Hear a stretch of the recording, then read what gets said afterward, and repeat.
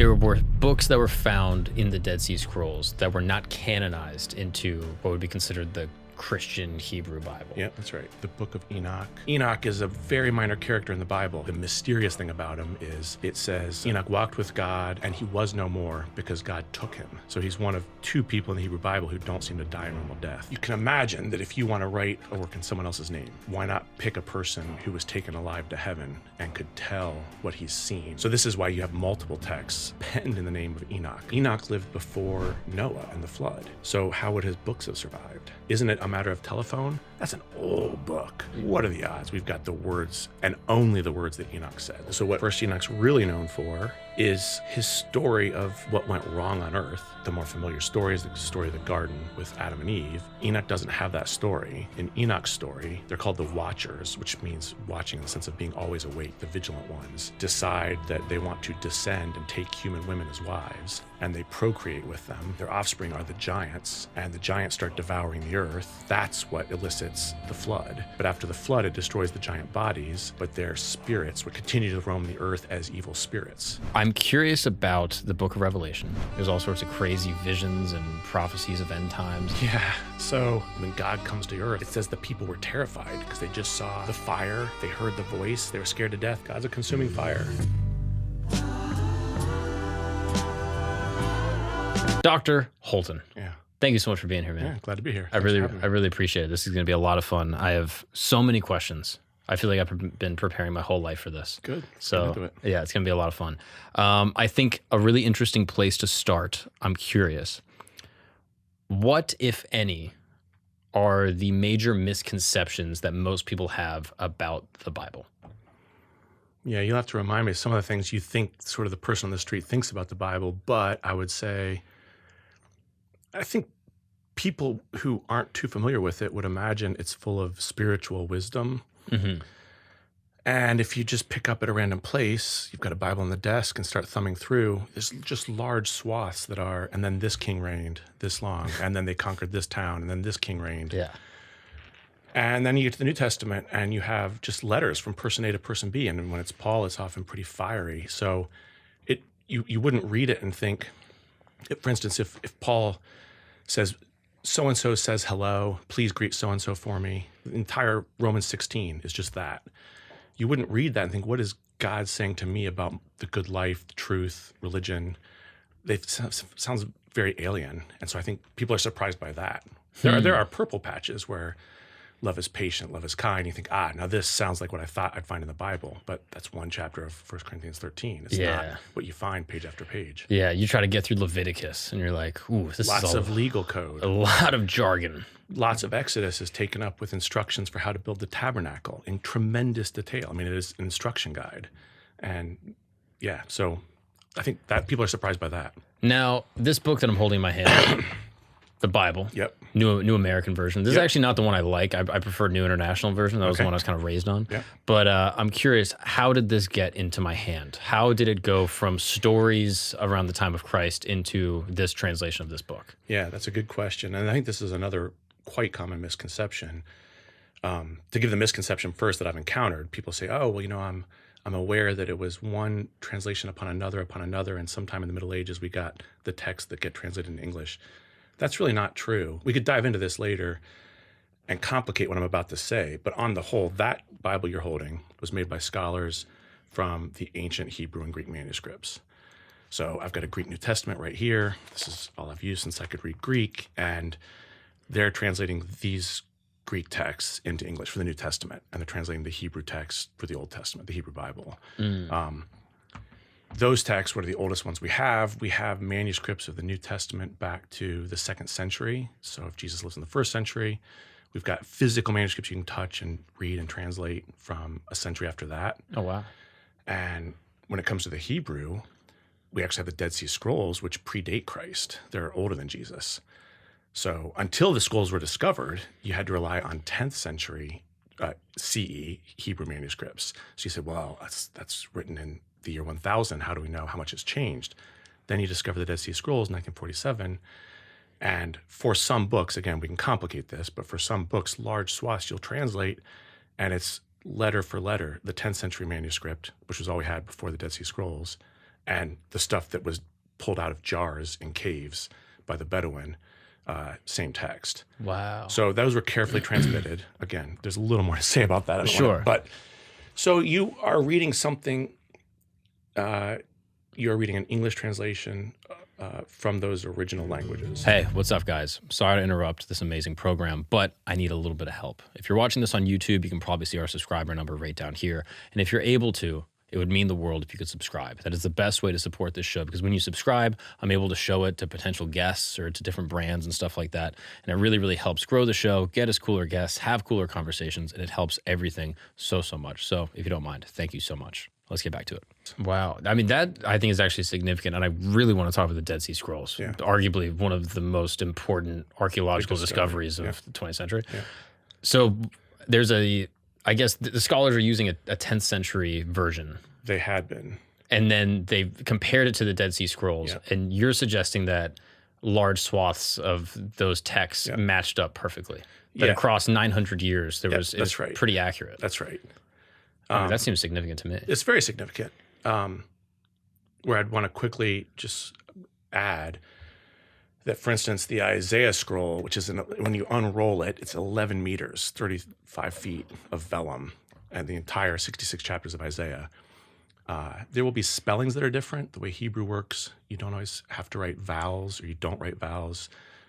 In the period they were writing, they were adding vowels, stuff like that. Little differences, but it's like a British person spelling color, C-O-L-O-U-R, versus you'd say, well, that's the same word. Which bothers me. Or like when they say whilst. You ever see someone say that? And I'm not familiar with whilst. Instead of saying wild, they'll say like whilst. Whilst. Whilst we were gone. Ugh. I lived in Australia. I got some of those. Grow up. Some of them rankled. That bothers me. Just speak right. I'll let you take that. I digress. But there's other books where this is a little in the weeds, but it's pretty cool, actually. The Hebrew text, let's say written 5th century, 6th century BCE, so we're going back in time before Christ, those get translated into Greek in the 2nd century BCE. So a picture, there's someone's looking at a Hebrew text, translating it into Greek. We have those Greek texts. So we have an ancient translation. You've got a modern English translation. We have also ancient Greek translations. The text, the Hebrew text, continues to evolve. So people do make changes, and they don't always make the same changes to the Hebrew that they made to the Greek.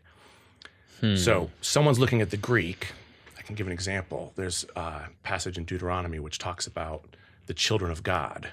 You see, with the children of God, the Hebrew now has just angels. And in that case, the Hebrew, although it originally said, almost certainly the Hebrew originally said, sons of God. In this case, the Greek translated that literally. Jews were like, that sounds too mythological, the idea of God having children. Let's change it to angels, because that's really what's meant anyway.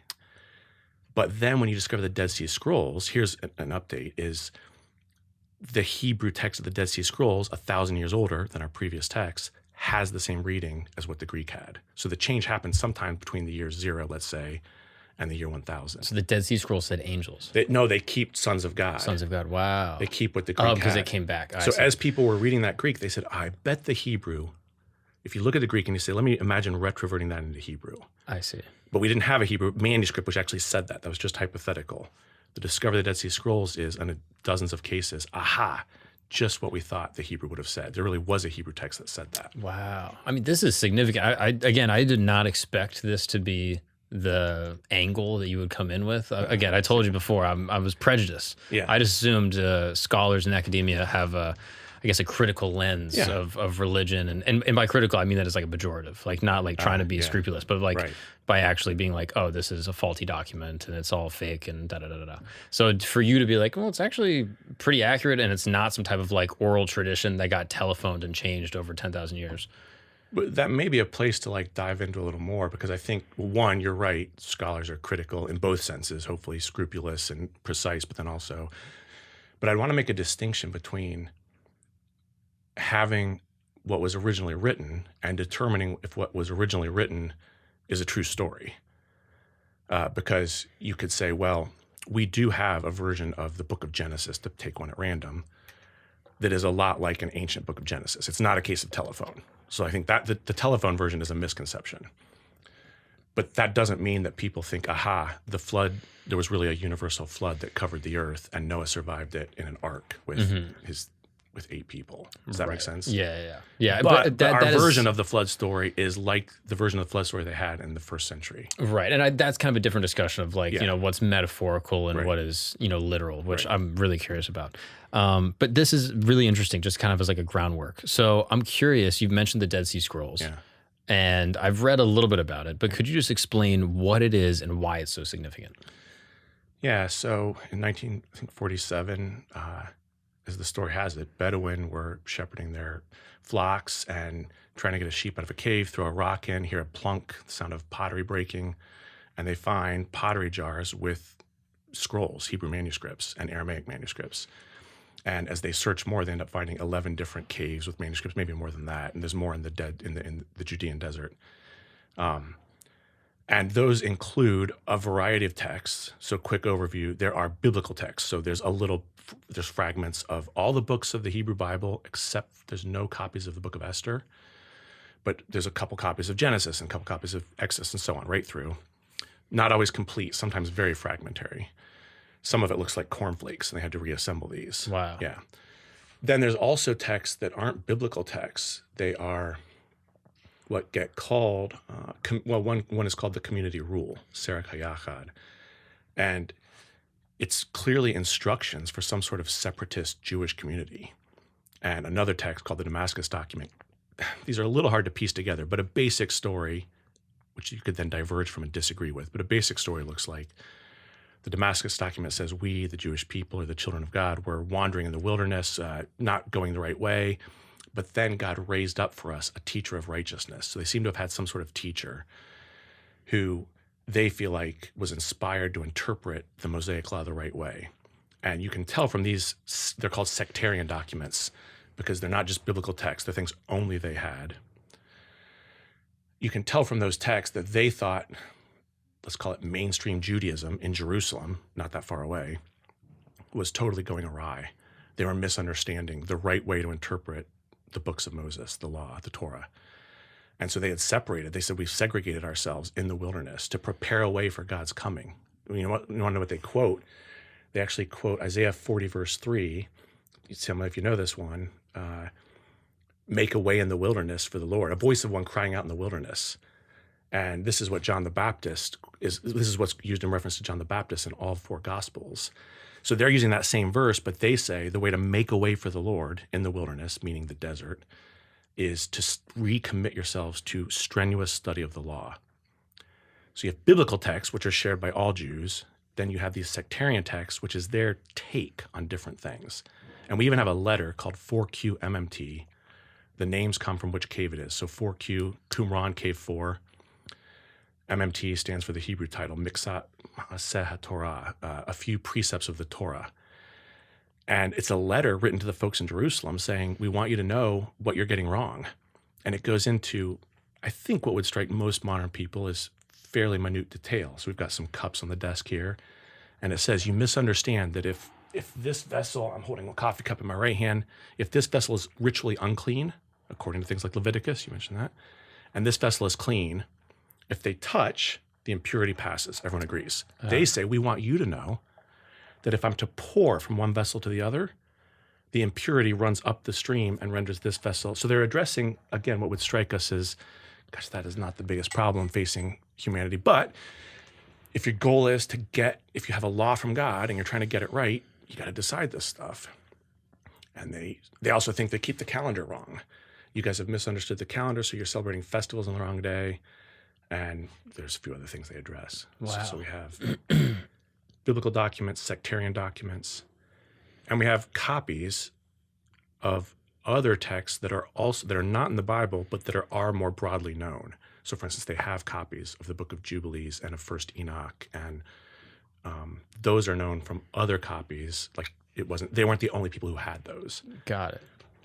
So there's and Qumran, the settlement, was destroyed, and it was an earthquake. I can't remember exactly the details of when it was settled. And there's debate about, so the usual understanding, the most popular understanding, which I think is probably right, but there are some problems, is that the people who were there with these texts were the group that we know from other texts called the Essenes.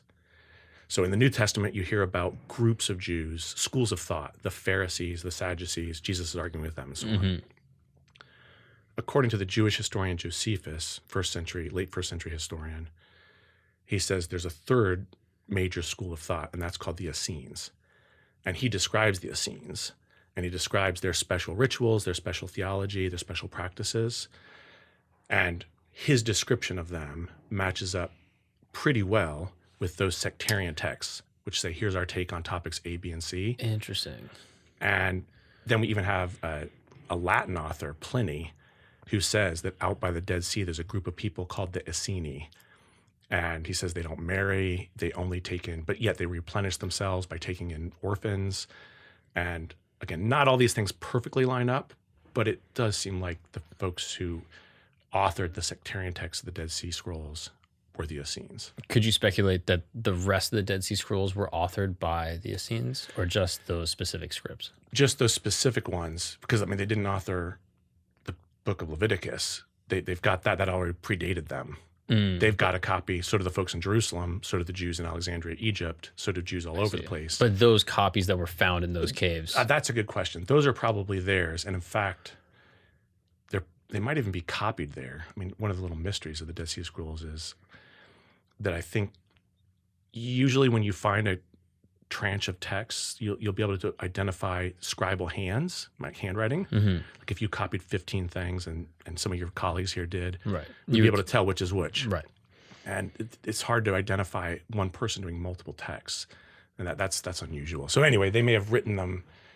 Anyway, they may have been the ones who penned those texts. Interesting. But they have roughly the same. If you read the Dead Sea Scrolls version of Genesis, it's got the same things as any other version of Genesis in Hebrew. Interesting. With, again, always, I'm putting footnotes, sorry, I'm a scholar, with some minor here and there where it is different. Right. Yeah. Now, you mentioned something called the Hebrew Bible. Yeah. Is that different than the Torah? Yeah. So the terminology, the Torah would be the first 5 books of the Bible. Right. It's also the word just for law or instruction. So it could be the concept. So this is Genesis, Exodus, Leviticus, Numbers, Deuteronomy. You got it. That's the Torah. Also called the Pentateuch. So multiple terms of the same thing. Hebrew Bible would be the common term for what Christians would call the Old Testament. And it's the same books as in a Christian Old Testament. And it's just usually you avoid saying Old Testament because it implies it's sort of outdated and post-dated, which is somewhat disrespectful to, it's not outdated if you're Jewish. You have the Bible, which is not going to include stories about Jesus. So since it's written in Hebrew with a few passages in Daniel, for instance, in Aramaic, it's just called the Hebrew Bible. That makes a lot of sense. Same thing as the Old Testament. Got you. Yeah. Now, there were books that were found in the Dead Sea Scrolls that were not canonized into what would be considered the Christian Hebrew Bible. Yeah, that's right. And why were those not canonized? And had they been known at the time of canonization, do you think they would have been included? Yeah, they were known at the time of canonization. And would you mind even just maybe like identifying what some of those books are, like, Yeah. you know, Enoch and those things? Yeah. 2 of the most important would be the Book of Enoch, which modern scholars would call First Enoch, because we also have other books, and the Book of Jubilees. But to start with Enoch, Enoch is a very minor character in the Bible. He appeared for just a couple verses in Genesis, and the mysterious thing about him is it says Enoch walked with God, and he was no more because God took him. So he's one of 2 people in the Hebrew Bible who don't seem to die a normal death. Elijah? Exactly, Elijah's the other. You can imagine that if you want to write a pseudepigraphical work, a work in someone else's name, you think you have some wisdom for the world and you want to give it divine authority. In whose name should you write it? You could pick some chump from the pages of the Bible, but that's not going to be very impressive.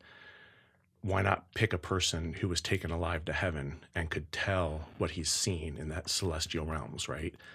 So this is why you have multiple texts penned in the name of Enoch, and he's sort of a mysterious figure in that way.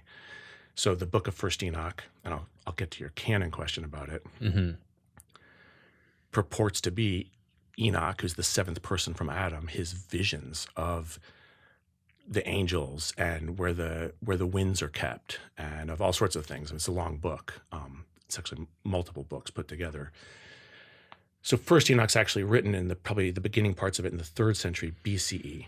So before the Dead Sea Scrolls community even out there.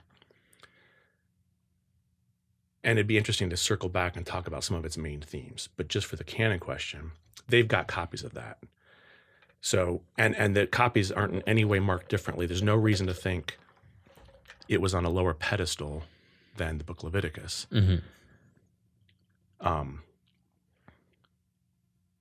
We don't really know why, well, we can speculate why what becomes sort of mainstream Judaism doesn't accept First Enoch, because it was an influential work. Christians do discuss it and why they don't use it, because it's actually quoted in the New Testament. It's quoted in the Epistle of Jude. And he says, as Enoch, the 7th from Adam, prophesied. And then he gives a quotation from this book. And so this was a kind of a thorn in the side of the later Christians who are trying in the 3rd and 4th centuries to make rules and say, look, we only use the same books that the Jewish people use. Well, can we use First Enoch? No, we found out that the Jews don't really use that anymore. Well, it's in our New Testament. Jude quotes it. And the quote matches up. Like the quote matches up. You can find it right there. First Enoch 1:9. Wow. It's a quote right from Enoch. That's crazy. Yeah.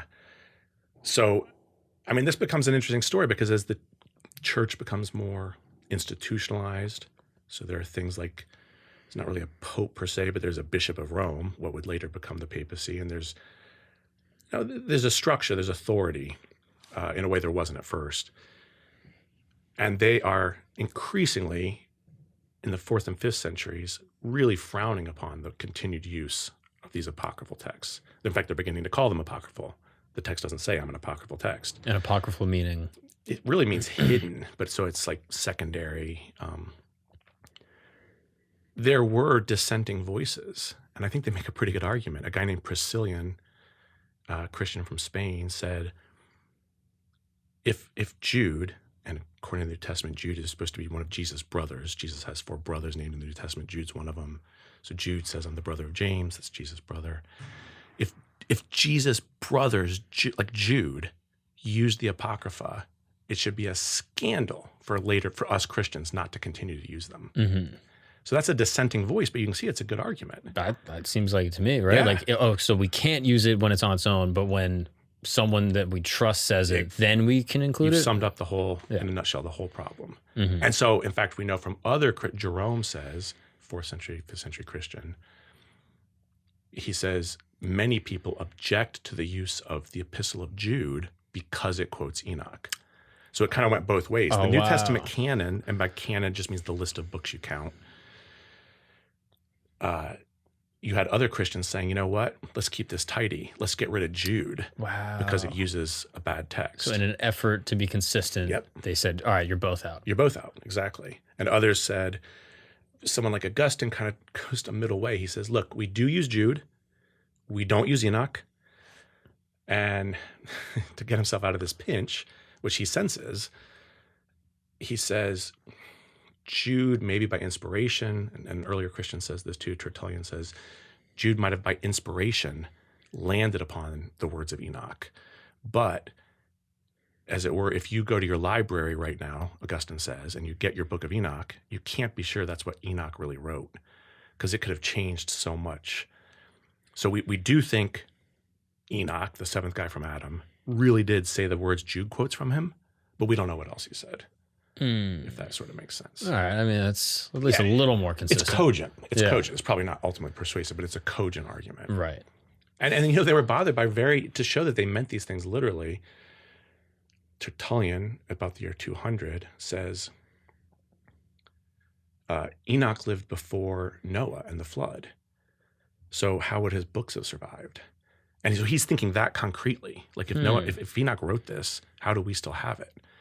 And he comes up with a couple theories. He says, well, God could have had it rewritten, sort of re-inspired, or it could have been passed down since Enoch is Noah's grandfather, great-grandfather. It could have been sort of family treasure. He doesn't actually say Noah could have taken it on the boat with him, but he's thinking real concretely about, how do we have something that's that old? In a way, he's bothered by the sort of thing your opening question touched on. Isn't it a matter of telephone? That's an old book. Yeah. What are the odds? We've got the words and only the words that Enoch said. There's a lot of room. People could have slipped stuff in there that's naughty. So what's in this book and why is it so controversial? Probably the thing in Enoch that is the most, well, let's start with the thing that's maybe not the most exciting to the modern world, but probably what got it kicked out of any sort of chance of being canonized by Jewish people is it, like the Book of Jubilees, which I mentioned, it's also the Dead Sea, insists on a solar calendar.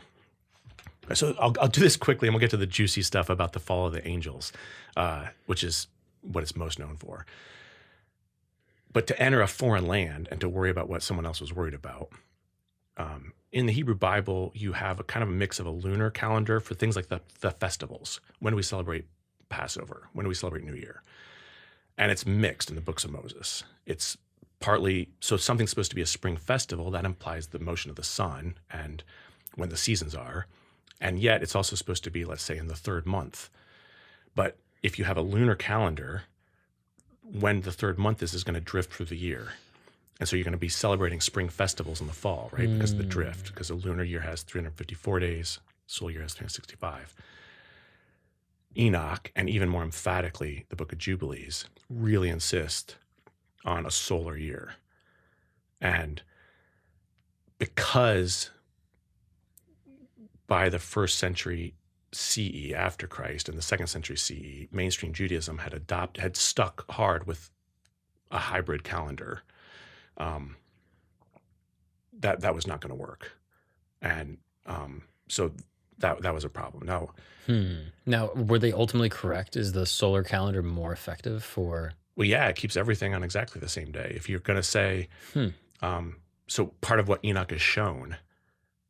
Books, chapters 72 through 82 is called the astronomical book. And you're all excited. Boy, I've got a visionary. He's gone to heaven. Show me what you got. I want to learn. And he basically, like in very tedious fashion, counts out. There's 3 sets of 91 days. That's 364 days. Everything stays, so if something is on, let's say, day 87, that's always going to be in the middle of the spring, right? And there's never going to be drift through the seasons. Later, Rabbinic Judaism solves the problem of drift by intercalating months. So you just periodically add a month to keep things where it should be. Interesting. Roughly. So a spring festival stays a spring festival and so on. Seems like a little inefficient, but I see the solution. Yeah. So, I mean, it's pretty, is that advanced astronomy for the time? They had you'd be surprised how good some of the astronomy was. And now to be clear, Enoch's, you want to know a cool detail about where the Bible actually seems to know? So in the Bible, I told you Enoch's just a couple verses. How many years does he live in the Bible? You won't remember this. Answer? 845. 365. Wow. Which doesn't feel like coincidence, right? What does that make you think of? Yeah, you got it. So the Bible says nothing about him having anything to do with calendar, no visions, no nothing, but they seem to be associating him with a solar year. Wow. And that suggests that the traditions that link Enoch to the solar year predate the story in Genesis where he appears. Does that track? Wow. That's kind of spooky. Yeah. I'll give you another example. So what first Enoch's really known for is his story of what went wrong on earth. All these texts, have a problem, which is if you have one God and a good God, and there's no real equal adversary to God, but you look around and the world doesn't seem perfect, right? So you've got to come up with an account of like how you got from a good start to messed up current present day. The more familiar story is the story of the garden with Adam and Eve. Enoch doesn't have that story. In Enoch's story, angelic, they're called the watchers, which means watching in the sense of being always awake, the vigilant ones, decide that they want to descend and take human women as wives, and they procreate with them. Their offspring are the giants, and the giants start devouring the earth, and that's what elicits the flood. But after the flood, it destroys the giant bodies, but their spirits, which are these hybrid, really bastard spirits, mixes of 2 types, continue to roam the earth as evil spirits. So you have a backstory for the present distress, which is a primal fall of these angelic beings. And go ahead, you have a question, but I'll say more about that. Shows up in the Bible too. I just want to say that is way sicker.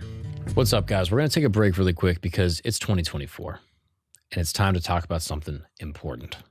When you are seriously hurt, your injury could be worth millions. Yes, that's right. The world is a crazy place, and one person's negligence can result in another's settlement. And that's why I got to talk to you about Morgan & Morgan. Morgan & Morgan is America's largest injury law firm. They have over 100 offices nationwide and over 1,000 lawyers. Yes, these are the big boys. You know them, you see their billboards all over the world. If you ever drove down I-90 from Florida to New York, I'm telling you, you've seen the billboards, all right? Have you ever watched a UFC fight? You've seen them right on the banner. I'm telling you, these are the biggest guys in the game, all right? With over $20 billion recovered for over 500,000 clients, Morgan & Morgan has a proven track record of fighting to get you full and fair compensation. The annoying thing with most attorneys is that in order to submit a claim, you got to call them up, you got to talk to their people, you got to go back and forth on emails, you got to hope that they see it. They might charge you just to even look at their claim. Here's the cool thing with Morgan & Morgan. With 8 clicks or less, you can submit a claim and one of their licensed attorneys will take a look at it and get back to you. It's that easy. It's like ordering something off Amazon. It's just a couple clicks. You can submit your claim very easily and cheap. Yeah, how about $0? That's how much it costs to submit a claim with Morgan & Morgan. Extremely easy, no fee required. So, if you are ever injured, you can go check out Morgan & Morgan. Their fee is free unless they win. That's right, unless they win for you. Unless they fight and get you compensation, you're not paying a single dollar. That's a pretty good deal. So, for more information, go to forthepeople.com/Gagnon. That's correct, forthepeople.com/Gagnon, or dial pound law, that's pound 529 from your cell phone. That's for the people, forthepeople.com/Gagnon, or dial pound law, pound 529 from your cell phone. This is a paid advertisement.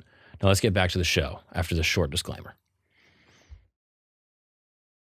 So in Genesis 6, Enoch's discussed in the Bible in Genesis 5. That's where you get that he lived 365 years. Another hint that the Bible knows this same larger Enoch tradition is that the next thing that happens in Genesis 6 is it says, the sons of God saw that the daughters of men were beautiful, and they took for themselves wives, and they begat the giants. That's in Genesis? It's in Genesis 6. It's only 4 verses about it. Yeah. And then God says, my spirit will not endure with humans forever. And then God makes the human lifespan, which had been very long for Methuselah and so on. He says humans are only going to live 120 years from now on. And just after that, chapter 7, you get the flood. You get the lead up to the flood. Oh, human life was shortened before the flood? That's right. As this initial punishment. I see. So these 4 verses in Genesis come out of nowhere. There's no backstory. No one's named. But if you read the account in Enoch, you're like, this is a condensed version. Yeah. And whereas Enoch names the angels, there were 2 chief watchers, Azael and Shemihatzah, and they make a pact at Mount Hermon. They make an oath, a harem. It's like got puns in the original language, and to descend. That's not in the Genesis story. So it's like the Genesis is almost like, look, if I'm going to tell the tale, I've got to include this because people are expecting it, as it were, but I'm going to just shrink this as much as I can. So what takes dozens of chapters in First Enoch is 4 verses in Genesis. It's kind of like the Jude example, where it's like, there's like a little reference. There's a little reference.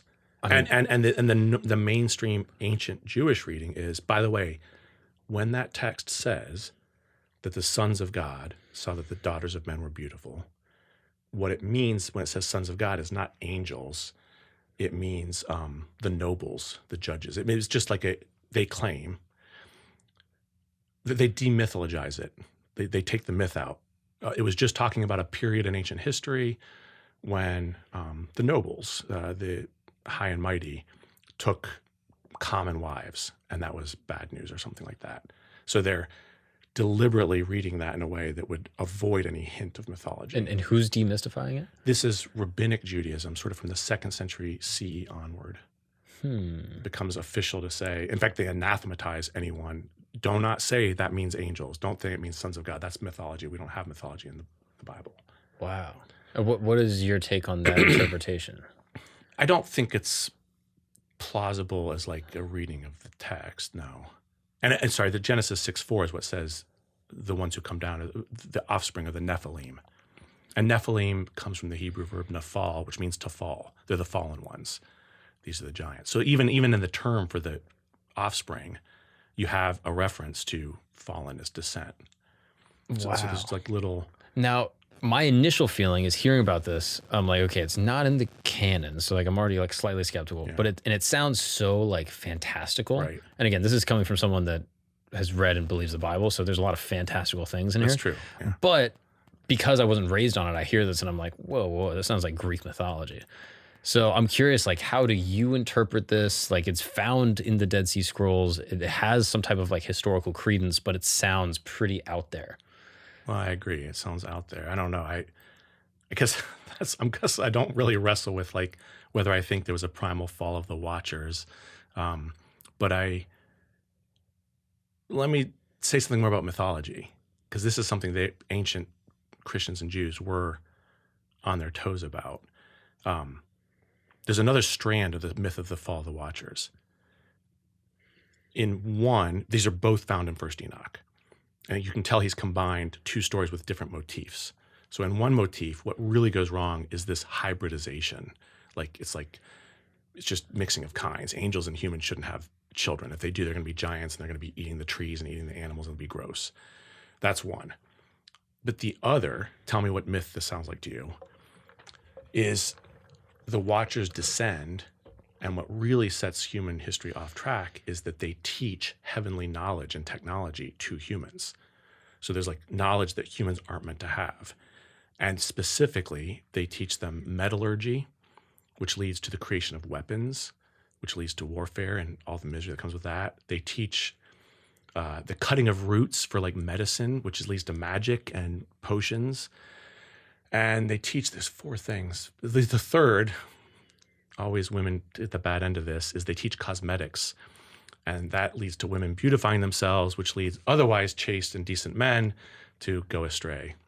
So step back for a second, ignoring what the particular technologies are. Here the idea is that like someone took knowledge from the heavenly realm, brought it to earth, and that was forbidden. Right. It sounds like Prometheus bringing fire to earth in the Greek myth. And in fact, the angels are then bound in Enoch. And you maybe know the tragedy, Prometheus bound. So pretty clearly, you can go back. There's some sort of pan-ancient world myth along those lines that makes a showing in First Enoch in a Jewish text and makes a showing in Greek mythology. Does that sort of make sense? Yeah. So do you attribute that to being inspired by Greek mythology, or was it vice versa? Or do you think it was just parallel thought? These are compelling stories that persist through time. Yeah, that's a good question. I think the similarities are too strong in this case for it to just be parallel thought. There's enough motifs that are similar, including like the binding or something. Like there's other ways they could have been punished. That probably, I don't think you can prove it, but that seems like it probably goes back to some originary myth that the Greeks got a version of, and in the Near East there was a version of. Wow. Yeah. I mean, that seems, it just is a fantastical book. I mean, it's like so interesting to me. Yeah. And now, is that book included in the Catholic Bible? It's not. It's not, okay. Because The only Christians who have it, it's in the Ethiopian Bible. The Ethiopian Church has many more books. They have an expanded Bible, but they do have First Enoch. Interesting. Yeah. Now, what other books were those apocryphal texts found in the Dead Sea Scrolls that you find are interesting? Is there anything else that's of sort of like that caliber of intrigue, or are they a little bit more sort of technical? I think the other one that at least deserves to be mentioned is called the Book of Jubilees, which also includes its own version of the fall of the Watchers. It's written a little after First Enoch. It's from the 2nd century BCE. One thing that's interesting is the Dead Sea Scrolls. When it comes to what was in your Bible, if you could ask them, we don't have a text from them which says, here's the books we use. So you're looking for clues. But a helpful clue is not only that they would have a copy of something, because you could have a copy of something you don't like, just because you want to polemicize against it. Mm-hmm. A helpful clue that they really respected the Book of Jubilees is they quote it the same way they quote undisputed scripture. So like they raise a particular question, and sometimes, very often in the Dead Sea Scrolls, they'll say, as it's written in the law of Moses, and they quote something that we have in the first 5 books, right? But they also quote Jubilees with that same formula, as it is written in the book of the divisions of the Jubilees. Does that make sense? In which text is that? They quote the book, the Dead Sea Scrolls are quoting the book of Jubilees as an authority. Like this settles the issue. I see. So they're quoting it like scripture. And is that in this version of the Bible? And so Jubilees is another book. It's not in, I don't know if it's in the Ethiopian canon. We do have copies in Ethiopic. Maybe that's, but it has a very limited existence after that. I see. But I'm sorry, the reference to Jubilees, is that found in the Bible? It's found in the Dead Sea Scrolls. I see. Okay. It's the Dead Sea Scrolls. You don't have very Many Christians quoting Jubilees as an authority in that way. There are a couple. They get some chronological data from it. Mm-hmm. Is it significant in any other way other than it's probably referenced? For a historian, not for. There's nothing maybe as cool as the Fall of the Watchers. I mean, that's crazy. It is really interesting for the history of Judaism because you can see the ideas it's wrestling with. Jews are a relatively small people group in the ancient world in the midst of what is a Hellenistic world at the time Jubilees is written. That is to say, since Alexander the Great conquers a massive amount of territory, Greek becomes the lingua franca, and Greek ways gain real prestige, and there's Greek cities everywhere. So Jubilees kind of doubles down. We're not weird. You all are weird. A lot of other Jewish texts, this is interesting for just cultural struggle, other Jewish texts try to reinterpret Judaism so that it would make sense to the Greeks, if you will, right?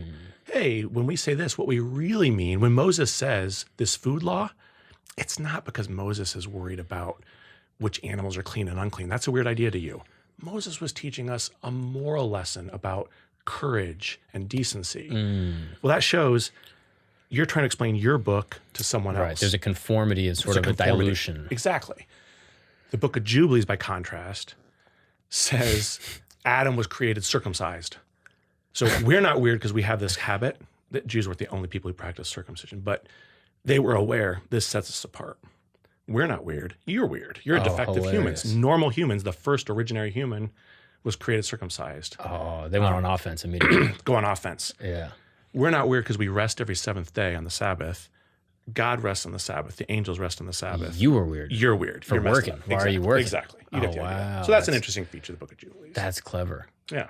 Now, we're talking about this idea of canonization, right? Yeah. We have these books that are found. Some are included in the Hebrew Bible, aka, the Christian Bible, Old Testament, and some are not included. Who is canonizing this? And when we say like they, I'm sure there are many theys throughout time. So can you just kind of take me on like a little bit of a chronology of to say it first got canonized here, it got canonized here, and maybe even from like the time of Christ. Like once Christ dies, are people writing stuff down immediately? And just this is going to be hard to kind of timeline, but could you just give me like general major times where the Bible is forming? Yeah, it actually is a little hard to summarize. I'm sorry for that, but by the time of Jesus, most Jews, maybe all the Jews we know about, would have accepted as scriptural, as some sort of divinely given books, the books of Moses, the Pentateuch, and the prophets. And so that's going to be true. It doesn't seem like there was beginning to be agreement in some quarters around all the books of the old Hebrew Bible, the Old Testament. And we can come back and look more at that. How that happened is relatively unclear. It looks like some things were almost sanctified by age of use. Like in the 2nd century BC, 200 years before Jesus, there's a book called Ben Sira, which is in a Catholic Bible, which already says the law and the prophets and the writings. So he seems to have the idea of like these are, and he names who he means by the prophets, and he talks about the 12 minor prophets and so on. So he already by the 2nd century BC, 2 core pieces of the Old Testament, at least for some Jews, were already kind of set in stone. There was more flex. He also, the writings, well, which writings? That's pretty nebulous. And there was more latitude there. All right. The Christians, more or less, because the first Christians are Jews, take over that Bible. So what do we find them quoting and using for their Old Testament, so to speak? They're using the same books the Jews are, for the most part. What about for the New Testament books? Well, by 30 or 40 years after Jesus' death, we get the Gospel of Mark, the Gospel of Matthew, Luke, and John, the 4 Gospels in the New Testament. We also get other Gospels and other sayings of Jesus. And let me hit you the highlights and we'll circle back to fill out some details. By the time of an early Christian named Irenaeus, about 180, and Hippolytus about the same time, they're speaking of there being 4 Gospels that the church uses. They don't really have a story for why they use those 4 and only those 4. They know there are other Gospels, and they know they don't usually like them. But we only have little hints about why most Christians came to mainly prefer those 4 Gospels. And they have like stories about who was Mark and who was Matthew, but those stories don't know, and why did they write? Those stories don't always perfectly line up. So they're sort of working backward. We know we use these, but why? By the end of the 2nd century, if you were to sort of travel around the Roman Empire and take polls, like almost as it were like an anthropologist, go to church and just see what books do they use, you would find in most places also Paul's letters. We should definitely come back and say more about that. Depending on where you went, you'd find the book of Revelation used, or you'd find it not used, depending on where you went. So a little like the way that there's widespread agreement, there's really no branch of Judaism that doesn't use the 5 books of Moses and the prophets. There aren't very many branches of Christianity that don't use the 4 Gospels. They might use other stuff. And most of them use Paul's letters. There's more disagreement about the book Revelation. Other Christians use the Apocalypse of Peter. That had a level of popularity in some places on par with the book Revelation.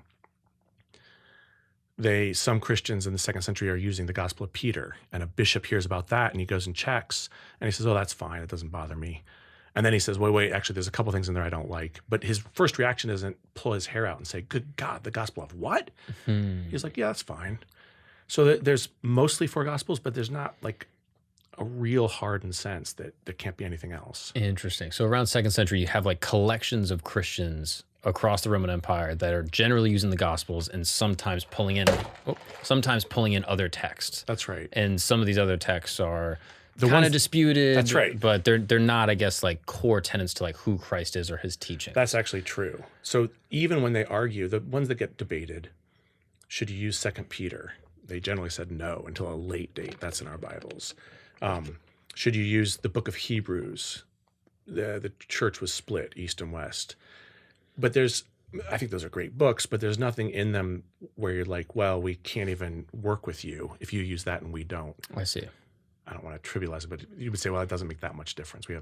So they live with the differences for a while, and it's in the later 4th and 5th centuries, even later some places, where they sort of say, you know what, we need to iron this out. And then you start to get lists. And they say, we do use these, we don't use those. This is like an internal memo, basically, like an approved. It's a good way to say it. Hey, guys, this is what we're doing. Yep. Interesting. And you get compromises at that time. I mean, I'll give you an illustration. Some of this we will want to circle back to maybe because it's a pretty dense story. But the question maybe you should are already asking is, why did they choose these? Right. I think to some considerable degree, they just start getting used, shared, continue to be used. And by the time they're asking that question, they've already got many of the books. Well, we've been using it. I'm not going to change what Grandpa told me to read. Right. But now I need a story. So they say, well, it should only be things by apostles. But the Epistle to Hebrews doesn't say who it's by. It's anonymous. And the ones who could read Greek said the Greek's different than Paul. So it's not by Paul. Paul's stuff would count. Well, once they decide we want to all be using across the empire the same thing, they basically make a compromise and say, let's just shoehorn Hebrews in as a Pauline letter. even though we kind of know it's not a Pauline letter. And at this point, we've decided we're only using apostolic letters. So it gets shoehorned in, and we actually have a canon list in a Bible. Tell me if you see what's fishy about this. They say we use 4 Gospels. We use 13 letters of Paul. Okay. By the same author, Hebrews. How else might you have worded that if you thought Hebrews was by Paul? I mean, the 14 letters of Paul. You got it. So that's like evidence. It's a little bit of an admission like, hey, we know this is Fugazi, but we can't prove that it is or isn't him, so we're going to say it is. And we don't have another category to put it in, and we want to keep it because we like it at this point. And do you know why they liked it? It seems like a big stretch. They're like kind of manipulating Paul's letters, like they're sort of violating their own principles to keep in this book that, in my opinion, I know nothing about it. And Hebrews is a great book. I'm glad it's there. But no disrespect to Hebrews. I understand. Shout out to y'all. Okay.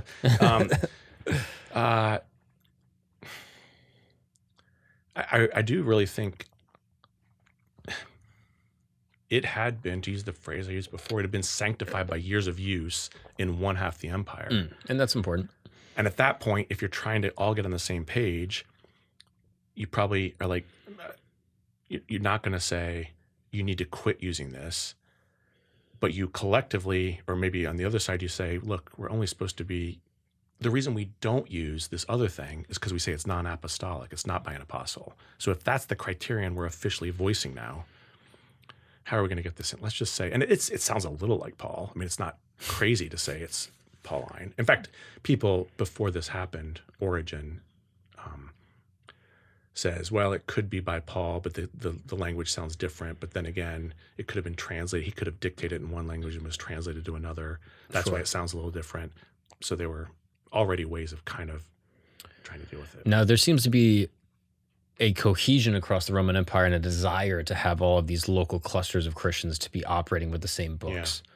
Yeah. Now that's going to beg the question, to whom is divinely inspired to decide who everyone should be listening to? Like, obviously, now we would look towards a pope. Yeah. Is there some type of early papacy that people are kind of, capitulating to? Sort of. And remember, I'm Catholic, so yeah, I know. So I'll be nice. Come on. It was Peter, right? Yeah. The first pope. There is, well,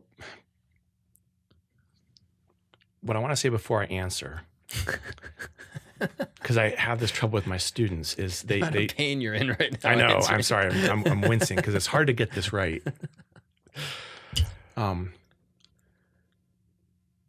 The myth that's hard to kill is the idea that like a council of the learned clerics got together and said, here's going to be our list. And that was kind of foisted upon the faithful everywhere. There were church councils where bishops, leaders of different churches got together to hammer out doctrine. And they really wrestled over really that word, doctrine. Like, how do we understand if Jesus is God and human, how does that work? That's what they fought about. The big church councils, they don't take up the question of the extent of the Bible, of what books are in there. That just wasn't a pressing issue. So in a weird way, in some ways, you said you're Catholic, post-Reformation, post-Luther, with this idea of sola scriptura, only scripture, everything rests on that. Then all of a sudden, for the modern, I'm saying modern, including a few hundred years ago, it becomes very important to have exactly the right books. I don't want to say there was no interest in having the right books. We do get these lists like I described, but that wasn't a major preoccupation. So let me come back to your good question about what was church leadership like. But just keep in mind, my little caveat is that like church leadership isn't really what sets the biblical canon. They almost endorse it. They stamp it, but it's a fact given to them. Like, yeah, okay, fine, yes, this. And again, they have to fuss around the edges. No to the Apocalypse of Peter, but yes to whatever. But it doesn't get created in the 4th or 5th century at these big gatherings of church leaders. There are bishops, which is just a modern word from episkopos, said kind of slurred together, episkopos, bishop, it's just that word. And episkopos means overseer. At first, it's not a technical term. It just means like if you had a group of friends and you wanted someone to be in charge, the manager, the coach. But by the 2nd, 3rd, 4th century, that becomes increasingly an official clerical position where there's rites and rituals to make someone a bishop, and there's criteria. So it becomes what we know today as like a bishop and a cardinal are different things than just an average leader. That's only emerging really in the 3rd century. And with any sort of sociological institution that is emerging, it's not going to have authority in everyone's eyes, right? Make up some word and say, Jeremy, I'm a such and such. If it's a word I've never heard, I'm like, good for you. I don't care. It means nothing. Yeah. And then you try to tell me, I'm going to tell you how you should live because I'm a such and such. I've never heard of that. You just made that up. So that's kind of important to keep in mind, is that you can just declare yourself to be the Bishop of Rome, and someone else can say, yeah, you're an idiot. I don't care. That doesn't really have much sway. It increasingly does have sway. It could generationally.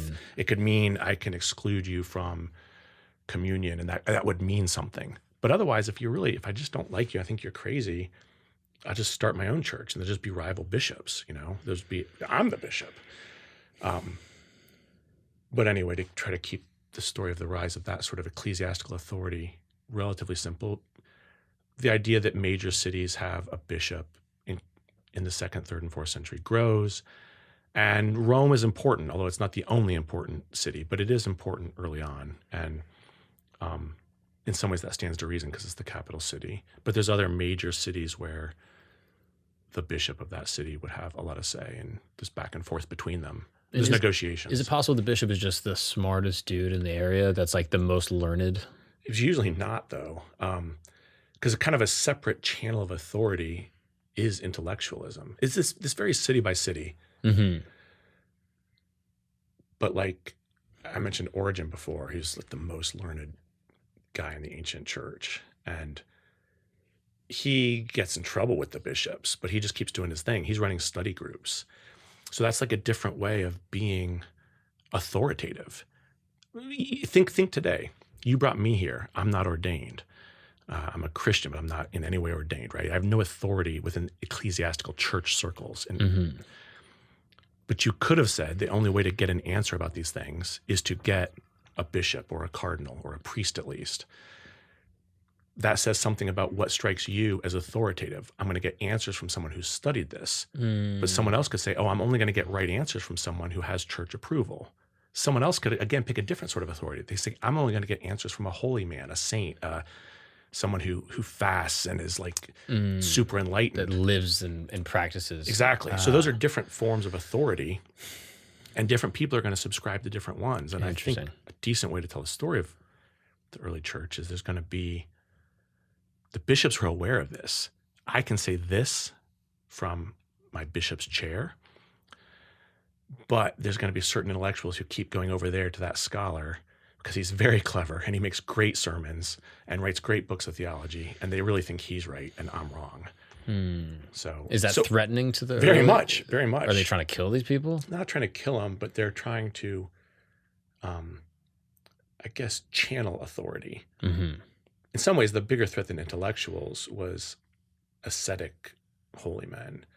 So if someone's living in the desert, there's pillar saints called stylites. It's just the word for a pillar.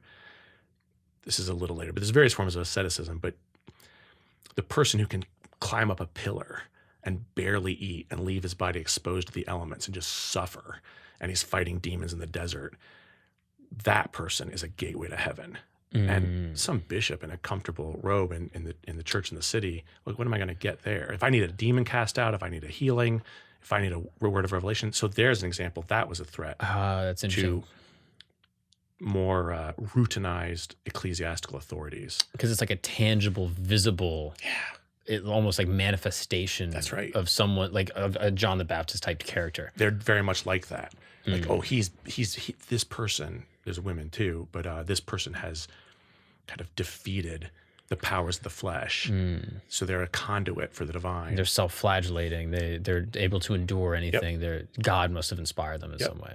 Oh, that's interesting. Yeah, I can see how that would be more threatening. And this is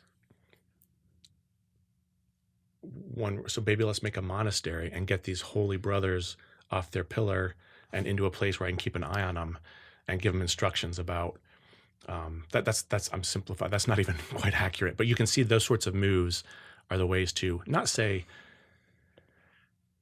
say, I condemn such ascetical practices, But it needs to be controlled. It makes me anxious because people listen to him, not to me. Wow. Yeah. Oh, that's interesting. So there is already like an early power struggle. For sure. So around the 4th, 5th century, you have the preliminary kind of canon coming down from For sure. different local bishops that then I'm assuming that power slowly aggregates over time. Yeah. And then is known, I guess, as like the Catholic Church. Yep. By which century roughly? Well, they use that term. Catholic means universal in Greek. Mm-hmm. So that would be a way of saying the church universal, meaning what they're trying to emphasize is we're all part of the same thing. Mm-hmm. So that word gets used early.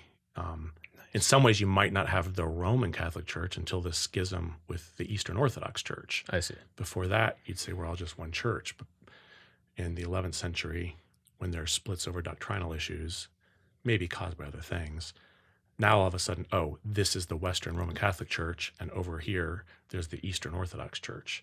Mm.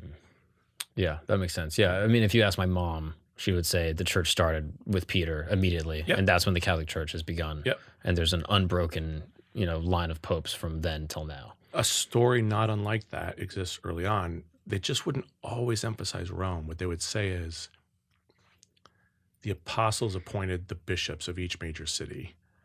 But we get lists of bishops from relatively, what are the earliest lists? 2nd century? Certainly by the 3rd, where they say, following Peter in Rome was Clement, and following him in Rome was this. And they have lists and Jerusalem, James, Jesus' brother, was the first bishop. And after he died, they elected the next bishop. And they have that list of names. So that basic idea is fairly early. Just wouldn't persuade everyone. I'm going to take that as a win. Take it. Tell your mom. Yeah. Tell your mom. Catholicism 1, everyone else 0. Yeah. Take that, Protestants. Yeah. I want to know about the Bible as a historical record. Yeah. And there's a bunch of different things I want to talk about. One, just as maybe like a fun one to start with, Alexander the Great. Yeah. He's just messing people up. This dude's out here just chopping off heads, uniting the whole known world. Yep. Is he referenced in the Bible? Well, sort of. In the book of Daniel. But just barely, and obliquely, not by name. Because that seems significant to me. You have this guy that's... It is. A lot of the biblical books, so he's from 333 to 323 is his 10 years of going all the way east to Afghanistan. Most of the books in the Old Testament are written before that. Now, the book of Daniel, which ostensibly is written before that, Daniel claims to be living at the time of Nebuchadnezzar. But Daniel describes a sequence of world rulers, and he says he doesn't give names, but he says there'll be one people, then another people, then another people.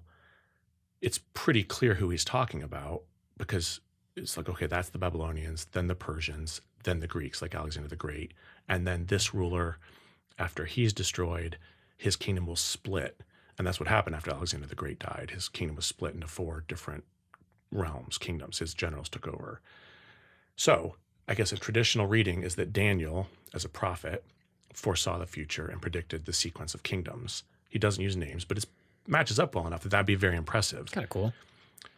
The flip side would be the normal way to read this in scholarly circles is Daniel got that all really right because Daniel was writing in the 2nd century after Alexander the Great. Daniel's looking backward, the actual author of Daniel. And so, of course, he gets it right. And that Daniel was actually living in, Does that make sense? That makes sense. So it's either a prophecy, That's right, which is sick, Yep. or it's a retroactive explanation of a ruler that once was, Yep. which then would be some type of historical record, which Yep. gives some credence to the historical efficacy of the Bible. Yeah. So I'll take either Yeah. one. I'm like, Yeah. all right, that's pretty cool. Yeah. I'm curious as far as like, there's been a lot of different debates about this, but like, did Christ exist? Right? Yeah, like, definitely. No question. Yeah. I mean, you can find people in every generation who's, like since the modern period, if someone is going to try to argue no, but it doesn't really work. And in fact, there's a good Bible scholar named Bart Ehrman who is himself an atheist, and he got so frustrated with going to atheist groups and they'd say, Jesus didn't exist, right? Just come out and say it. He's like, that's ridiculous. That's ignorant. he got so frustrated with that, he wrote a book for fellow atheists demonstrating Jesus existed. Like, you guys, we got to quit saying that. This is embarrassing. This isn't helping our side. I see. So that's nothing about faith. In fact, would like to, I'm not trying to put words in Bart's mouth, but like undermine faith. He views it as a mistake. And yet he's like, well, that's just a fact. Right. In order to confront. Exactly. If we're going to have a good argument, we should get this stuff right. That makes sense. Yeah. And it can be hard to explain why, but so to say Jesus existed is not to say that he turned water to wine and to say that he rose on the third day, but he, like a lot of other people in first century Palestine, there were other figures who were wonder workers, healers, charismatic teachers, rebel leaders, etc. And he's one of those. And there's various ways if you want to get into that, there's various ways to sort of demonstrate that. But almost the clearest is how many things the Christians, the followers of Jesus, because you say, oh, well, they could be making stuff up. They just want to invent this. The problem is they have all sorts of things about him that they are clearly uncomfortable reporting. So if they were working from whole cloth and they could just go from scratch, they would have written a different story. They would have invented a different guy. So you mentioned John the Baptist earlier. They all the four Gospels emphasize Jesus and as a follower of John and a recipient of John's baptism. This clearly makes them very uncomfortable. John's the bigger figure. John the Baptist is the more well-known guy. He's also reported in the pages of Josephus. And after all, Jesus goes out. John's baptizing people in the wilderness. Jesus goes out to get baptized by him. He's the littler. And you can tell, because all four Gospels deal with this uncomfortable fact in slightly different ways, that they don't love this. And furthermore, followers of John of John the Baptist continue as a distinct group. So in the Gospel of John, John the Baptist sees Jesus and says, behold, the Lamb of God who takes away the sins of the world. I have testified, he is greater than I, blah, blah, blah. I protest too much. But you read in the pages of Acts that the Christians are still meeting people who are followers of John the Baptist. In other words, all of John the Baptist's followers didn't up and follow Jesus. They remained a distinct group of John followers. Even though he kind of gave his blessing to Christ. The better way to say it, here I'm being critical, is that he never said, behold, the Lamb of God who takes away the sins of the world. The reason I'm saying that is, if he had really said that, and you're a follower of John. Why would you still follow John? Exactly. You say, John, I trust you. I will now follow the guy you told me to follow. It's much easier to explain why they continue to be followers of John if he never made any such great demonstration of like faith in Jesus. Is it possible that people are just kind of comfortable following who they're following? And they're still hey, like just because 50 Cent says Eminem is the new guy, I still like 50 Cent more. You know what I mean? Like, is that possible, or do you find that unlikely? Well, I guess I wouldn't rest everything on the fact that John still has followers. You might just have some old people. I understand what you're 80 saying. years old. You're like, I'm not switching up who I follow. I grant you the point. It's kind of a stretch, but I think there's just any number of things in the Gospels that almost immediately become sort of difficult for the Christians. They didn't invent it. They inherited it. They're recording their memories of Jesus. They're embellishing those in various ways. And there's contradictions in the Gospels. But again, it's almost the contradictions that show if you were inventing from whole cloth, you'd get your story straight, right? Yeah. But if several people are writing about someone from 30 or 40 years ago, you're going to get sort of differences of the story. And it's a lot easier to explain. Furthermore, Paul predates the written Gospels. So we have a guy named Paul whose letters we have, who's out preaching about Jesus, and he's meeting people whose names we know from the pages of the Gospels, like Peter, like James, Jesus' brother, and they're having disagreements and fights. It's already a really messy business, like lots of movements are. Well, that's before the Gospels are even written. So you have to push back. If you wanted to imagine an invention, you have to push it back. We have Paul's earliest letters are from the 40s. Jesus is active in the 30s, dies in 30 or 33. You have to push back this invention to within a few years. It's just sort of easier to imagine. There's no real reason to doubt he exists. Yeah, that makes sense. I guess I also take a little umbrage with that line, like, behold the Lamb of God who takes away the sins of the world. If I'm, as a Catholic, I hear that every Sunday at Mass. Right. And the idea that could be fallacious or not divinely inspired is troublesome. Well, I think, But the Gospel of John. No, I take your point. I wrestle with this, but I think there's probably a better way to think of the Gospel of John. If you want to read the Bible critically, there's no reason to do what I'm about to say. If you want to read the Bible in a Christian way, in a sort of faith-infused way, I think there's ways to think about the Gospel of John creating a true portrait of Jesus, or without getting every conversation like a tape recorder sort of transparency. I think John already has lots of differences from Matthew, Mark, and Luke. Those are usually called the synoptic gospels because they tell synoptic means like seen the same way, same main events. And John goes his own way. And Jesus sounds different. There's different stories. There's only a few points, not that many points actually, of comparison where he has the same sort of, oh yeah, I know about that story from Matthew or from Mark. But I think if you sort of step back, let me use an analogy, which again, I would not, if a critic wanted to disagree with this, I couldn't blame him or her. But you could imagine an abstract painter doing a portrait, right? And there'd be something a little petty about having Picasso do a portrait and saying, well, that's not what she looks like, right? Like, you say, well, that's not the mode I'm painting in. Like, step back. This is actually excellent. And you might say, that captures her dynamism and this and that. That's actually brilliant. And you might have another painting which is quite straightforward. And actually, yes, there's the freckle on her cheek. And hyper-realistic. Hyper-realistic. And it wouldn't be that hard to imagine saying, actually, I think both of those capture something about the person in question, you know?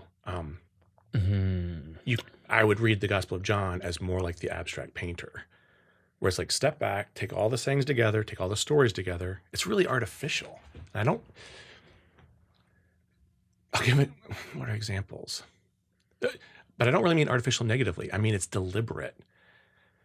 So Jesus will be, the disciples are asking Jesus, where are you going? Where are you going? And he says in the same conversation, none of you asks me where I am going. And you're like, okay. But clearly there, John is asking you to hear those words. Oh, you're not asking it in the right way. It's not a mistake on John's part. When we talked about chronology earlier, John has Jesus' death on a different day than the Synoptic Gospels do. This could look like a mistake. He has Jesus die at the time the Passover lambs are slaughtered. The other Gospels, you'll remember this, Jesus eats the Last Supper with the disciples. That is the Passover meal, which means John has him die a day too late, or a day different. Because they would be eating the lambs that were slaughtered for Passover. Exactly. So he couldn't have died during the Passover. Exactly. But step back, let John be in John's symbolic universe. What was the verse we just quoted? Well, how does it open? Chapter 1, verse 29. Behold the Lamb of God who takes away the sins of the world. When should John have Jesus die? As perfect. The lambs die. Nice finish. Nice. He's only had to move it one day. And furthermore, let's see if we're on to something. Are we kind of detecting your techniques, John? He's already had Jesus stand up in chapter 8 at a ritual, a Jewish ritual, where water is drawn, and he says, come to me, all who are thirsty. He's had Jesus in various ways not take over, but he's almost trying to say Jesus is the true meaning of various events in the sacred calendar in the year. So why not finish with him being the Passover lamb? And so to do that, he doesn't say it again. He just has him die at the right time and expects you to pick up on it. And from a poetic angle, it's nicer. Yeah. And he's almost, after all, is he making a different point in the end of the day? Not exactly, because in the Synoptic Gospels, what does he say at the Last Supper? This is my body given for you. So the point is still, my death is sort of a sacrifice for you. So it's still kind of connecting his death with the idea of a sacrifice that benefits, but John's just done it in a different idiom.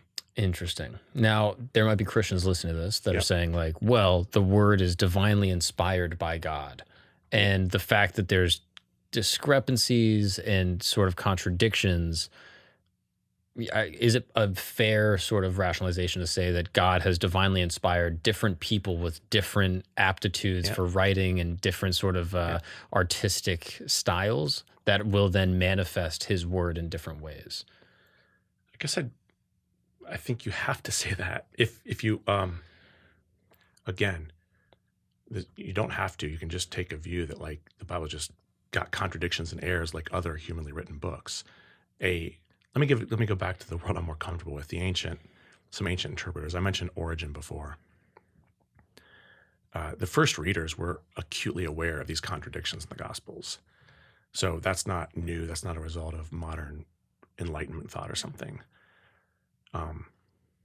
And one thing they did, actually, this is important to say, is some of them just said we got to get rid of the books that disagree because they can't all be from God. So they have different dates, different chronologies. That's a problem. We got to get rid of one. It can't all be right. A second option, a guy named Tatian, around the year 170, took all 4 Gospels and maybe another Gospel or 2 and harmonized them. In other words, imagine taking out your scissors and paste and just like, well, in the Gospel of John, Jesus does the thing where he goes into it's usually called the cleansing of the temple. Goes into the temple, says, and drives out the sellers and the money changers, right? In the synoptic Gospels, that happens, that immediately precedes him getting arrested. So in the Gospel of John, it's one of the first things he does. It's in chapter 2. In the synoptic Gospels, it's one of the last things right before he gets arrested. They immediately notice this is a problem, and we don't think he did it twice. Someone like Origen, so one thing, you just get rid of John, or you get rid of the synoptics, solve the problem. 2, Origen says the gospel writers were always trying to tell the truth spiritually and materially. And by materially, he means what we would say just literally, just get the facts right. But where it wasn't possible to tell the truth in both modes, they prioritize getting the spiritual truth. So he's already proposing, in a sense, an interpretive strategy that he can get them to come out agreeing. So he would just say, John must be making a spiritual point by bringing that event forward. What's the lesson about the nature of God's dwelling on earth or something? I don't remember what his lesson is about that difference. But I bring that up to say that this isn't a new problem. It was faced by the first readers. They were very close readers. They were acutely aware of all these discrepancies. That's interesting. And they had various ways of trying to solve them. And critics were aware. It's like critics of Christianity would just put these contradictions in their face and explain this. Yeah, exactly. Explain that. Before we move on, are there any other major contradictions within like the Gospels? I actually just want to make a point also that I think when people will point at the Bible and say, look, the Bible's full of contradictions. An initial thing that I was taught in like high school apologetics is like, well, there's a bunch of different books. And some of these books are Old Testament law and some are New Testament law, and Christ is then abolishing the Old Testament or some of the laws in the Old Testament. So therefore they are going to contradict because it's, a bunch of separate books in a larger story. Yeah. So contradictions are not inherently wrong. Problematic. Yeah. But when you're talking about the same story and there's contradictions, that's, this is what we're discussing here. So I'm curious, are there any other major contradictions within like the Gospels or any other similar stories that are worth mentioning? Yeah, there are. To just gesture toward an example from the Old Testament, the Hebrew Bible, the book of 1st and 2nd Kings, the book of 1st and 2nd Chronicles are different tellings of roughly the same. They overlap. They tell the same story. Then King David, then Solomon, then blah, blah, blah. They have all sorts of discrepancies in detail. I mean, they still tell broadly, recognizably the same story. But if it's how many years did this one reign, they disagree on things like that. So you can decide on all these. That may not be a big deal or it may be a big deal. It kind of almost depends on your view of Scripture. In the Gospels, again, there's myriad little details. But you asked for big ones. And I'll give you one that's important, I think. Where does the risen Jesus appear to his followers? In Luke, the disciples are told to wait in Jerusalem. That's where the appearances happen. And they stay in Jerusalem. They wait till Pentecost, because Acts picks up the story. Luke, Acts are together, and the book of Acts picks up the story. So they never leave Jerusalem. They're told not to, and they don't. In the Gospel of Mark and the Gospel of Matthew, the women at the empty tomb are told to tell the disciples to go to Galilee. There you will see him. And so they go back north to Galilee, and we don't get an appearance in Mark, but in Matthew, that's where he appears to them. So those are different places on the map. Those are several hours away by car, and that's a substantive thing. Yeah, it doesn't feel like a typo. It's not a typo. It's not being persnickety. I mean, you can give again, you really can give lots and lots, but sometimes the examples feel so almost petty. Like, oh, who cares if it's this or that? But there's a big one. Like, well, wait, where were you when you saw the risen Jesus? Because this whole thing, that's pretty central to the... Yeah, I probably wouldn't forget that. Yeah. How do you square those? What is your... I don't remember if I have an answer for this. Still pending. That's great. When we do the next episode, yeah, we can revisit it. I don't actually know of a... It's funny. I mean, there are... My answers will be splotchy because there's things I think about all the time and there's things I don't. I haven't thought about that in years. If you'd asked me in college, I would have had an answer. Sure. Fresh out of, you said, apologetics class in high school. I didn't have that, but I would have been able. But I don't remember what the answer is. I don't know.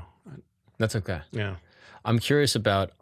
This is one thing that's always fascinated me. Are there any things historically in the Bible that line up with sort of independent other historical texts that would give credence? And I'm also wondering if there's like sort of like cosmic things that line up. So like there's little things in the Bible where like the earth stood still for a day. Yeah. And obviously the plagues and a great flood. Yeah. And probably some other stuff. Yeah. I'm curious if any of those things, there's some type of like geological record or some type of like other secular historical text that would verify it. Well, let me come to that second, like the big cosmic things, like in the book of Jeremiah or in the book of 2 Kings, they narrate the Babylonians coming and taking the leaders of Judea, Jerusalem, captive to Babylon.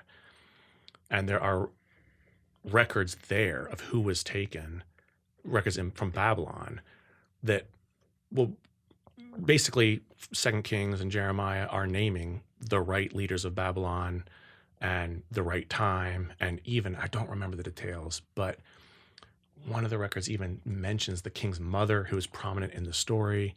So like that really happened. I mean, I'm not trying to claim here that like every detail from 2 Kings and Jeremiah is exactly right. In fact, they slightly disagree with each other. But story. No, that's all straightforward history. Yeah, that really happened. And in fact, that goes back further. I mean, they talk about in the 8th century, in 722, the Assyrians conquered the northern part of Israel, and that really happened. And there's records of that. And it's like, those are real things. That's history. Again, not all perfect and exactly what the Bible says is how it happened. But, and I actually, to go back to your very first question, common misconceptions, I think people imagine, let's say intelligent people, especially if you're more secular, if you're not religious, you feel like you've been told, oh, the Bible is just full of myths and legends. And it's a little surprising to learn that just like if you were reading ancient chronicles from the Greeks, if you're reading Thucydides, if you're reading something from Babylon, there's real history there. There really were kings and empires. And the Bible has more or less accurate history of that. Mm-hmm. And so like secular scholars could use the Bible. They do. As some type of cross-reference for trying to outline historical events. Absolutely. They do.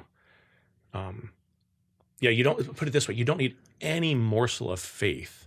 Like you could just leave that out of the picture entirely. Mm-hmm. I'm just using this with suspicion, like I approach Thucydides with suspicion. Right. He's an ancient Greek historian. I think he got this sea battle wrong. It didn't happen like that because the archaeology doesn't match up. But he's basically telling a story about a war that really took place. And likewise with the Bible, there's going to be sections where, yeah, I'm not surprised to find a signet ring with the seal with the name of someone who was a 6th century person in Judea, right? That makes sense. So you almost have to take it on a case-by-case basis. Like sometimes it gets it right, sometimes it doesn't, or at least it's not clear that it does. You go back to something more cosmic like the flood. I don't think there's like geological reason to think there was a universal flood. Is there a biblical support for that idea that the entire earth flooded? The Noah story does make it sound pretty universal. Okay. It's on top of all the mountains, and no, I guess there'd be a way to read it to get it to come out as true history. You could just say like, well, it was only concerned with the territory it's describing. I'm not really sure what the apologetics would be to get that to come out right. I mean, the Greeks had a similar myth of a universal flood, or maybe it was almost universal. The name of the Noah figure in the Greek story is Deucalion. And so again, I don't know if they're sort of borrowing maybe not one from the other, but like picture them both going back to a common source. Well, it seems like every ancient culture has some sort of flood myth. That may be true, and I just don't know enough. And by saying flood myth, actually, that's dismissive. I think flood story. Yeah. Like, I mean, certainly there were floods that had happened. Yeah. So yeah, I guess to say the whole world flooded, I agree, is like, that's not the interpretation I like. Yeah. I like the interpretation of like the known world, or that there was a great flood that, befell them. As far as like animals on an ark, yeah, the stories he taught all the animals of the time on an ark and yada yada. Is there a way to interpret that, or have you heard people interpreting that in ways that are more favorable or more metaphorical? This is another one I haven't thought about in a while, because I think by sort of swimming in ancient stories long enough, I periodically forget to touch ground and ask, like, how does that map on to our real known history? Mm-hmm. If I could leave the flood for a second and come to like another kind of quasi-mythological story, at least. I don't want to offend anyone, but like the creation of Adam, right? God makes an Adam out of the Adamah, breathes into him, and so on. Paul says a lot about Jesus as the second Adam, and I think it's a really cool feature of Paul's theology. Like it's so interesting. It's generally like people don't realize how central it is to Paul's whole thought, that Jesus is like recapitulating what Adam did, but fixing what Adam got wrong. But I was going on and on about this and trying to show my graduate students all the puzzling verses in Paul that, in my opinion, they cease to be a puzzle if you think of this as one of the master keys, that Paul is constantly thinking of Jesus as the second Adam. So I was really jazzed about this. And I was like, man, this is such rich theology. And a student raised his hand and he's like, but I don't believe in Adam. And I was sort of taken aback. I was like, oh, I guess I don't either. Like, but I hadn't thought about that in a long time. Because like once you're just in, I was like, I'm just going to live in the story. And like, you can let the story take over pretty far. And I wouldn't disparage his comment. I thought it was a fair comment, like, oh yeah, shoot. So how does this touch ground? Because I really. But in fairness though, like Paul, whether or not he believes in Adam, he understands Adam as a story. Yeah. And is mapping that story to this Christ figure. Absolutely. What's up, guys? We're going to take a break really quick because you need to get your labs done. Yes, you know what I'm talking about. Maybe you're 35, you feel your testosterone starting to go down a little bit. You got to get your blood work done, see what's going on inside your body. Maybe you're 25, maybe you're 27 like me, and you're like, oh, I don't need to do this. No. Now is the best time to get your blood work done, because now you get a baseline for the rest of your life. Now, here's the problem with getting your blood work done. You got to go through and find a lab that accepts your insurance. It's a whole big thing. Then you have to find someone to read and interpret your blood work and then give you some type of dietary change that's going to actually improve your labs based off what they find. This is a huge stress and it's a huge problem. I was bitching about it to a friend of mine and he was like, dude, why don't you check out Merrick Health? It's from my boy Derek from More Plates, More Dates, and it's absolutely amazing. It saved me so much time and so much energy and money you would not believe. So with Merrick Health, it's super simple. You do one little entry-level questionnaire. It goes through your whole medical history. It goes through your kind of like routine, what type of fitness you like to do, what your diet is, and then they send you a kit. You send your blood work right back, and then within a couple days, they tell you exactly what's going on with your blood work, whether your levels are amazing, whether they're pretty good and they could be better, or whether they're bad and what you can do to improve them. If you're someone like me that's interested in fitness, interested in staying healthy for a long period of time, if you like working out, there's no better solution than Merrick Health. So I want you to check them out. They offer a turnkey optimization package designed for those driven to maximize performance and support longevity with the most elaborate testing available on the market. So I would recommend you check out Merrick Health. If you're interested, listeners of this program will be getting 10% off at checkout if they use the code GAGNON, GAGNON, at Merrick Health. Again, that's Merrick Health, M-A-R-E-K, health, HEALTH.com/Gagnon, and use the code Gagnon at checkout to save 10%. Take control of your health, go to them, fill out the questionnaire. It's like ordering something off like Uber or like buying something from Amazon. It's just a couple easy clicks and you can get a kit sent to your house, blood work done, and an entire regimen to improve your health Check them out, merrickhealth.com. Now let's get back to the show. So to me, it's not really like, I guess maybe it would make it hard to grapple with on a personal level, but I don't know if you necessarily need to believe in a literal atom in order to appreciate and respect the theological sort of metaphor that's being. I have conversations with friends all the time, with like more theological friends, and we'll just be parsing through the Genesis story and be like, but wait, the humans were, like Adam was created, there's not man and woman until Eve is taken out, and then you have male and female. So like the first Adam seems to have arguably both the male and female in this one thing. And we'll be going on and on about it, but never sort of, there's plenty of richness there. There's a rich vein to mine without stepping back and being like, wait. Do I think there was a primal creature, an original creature? Like, I don't know how to square that, but I don't really worry about squaring that, to be honest. Right. Yeah. And here's a case where like the ancients are not as different from us always as we might imagine. One of the earliest critics of Christianity, whose records we have, was a guy named Celsus, who about the year 170 wrote a tract against the Christians. The Christianity was becoming big enough now that he's really annoyed. And he's like, this is a stupid religion. I need to write a book to fix this. And sorry to come back to my guy Origen again, but he writes a response. That's how we have Celsus's work. So he quotes big sections in response. And Celsus is like, this creation story is like for children. Like what nurse, this is like what a nurse tells her little, children to like get them to behave. Is like, so God made a little mud clay thing and breathed into its nose. And Origen is really annoyed because he's like, obviously that's not like the literal story of where humans came from, but it captures the main elements we care about, that we have a kinship to this realm, the soil, that we also have a spark of something divine. God breathed into the earthling's nose, right? So that like we're a hybrid creature with a bit of the divine and a bit of the earth.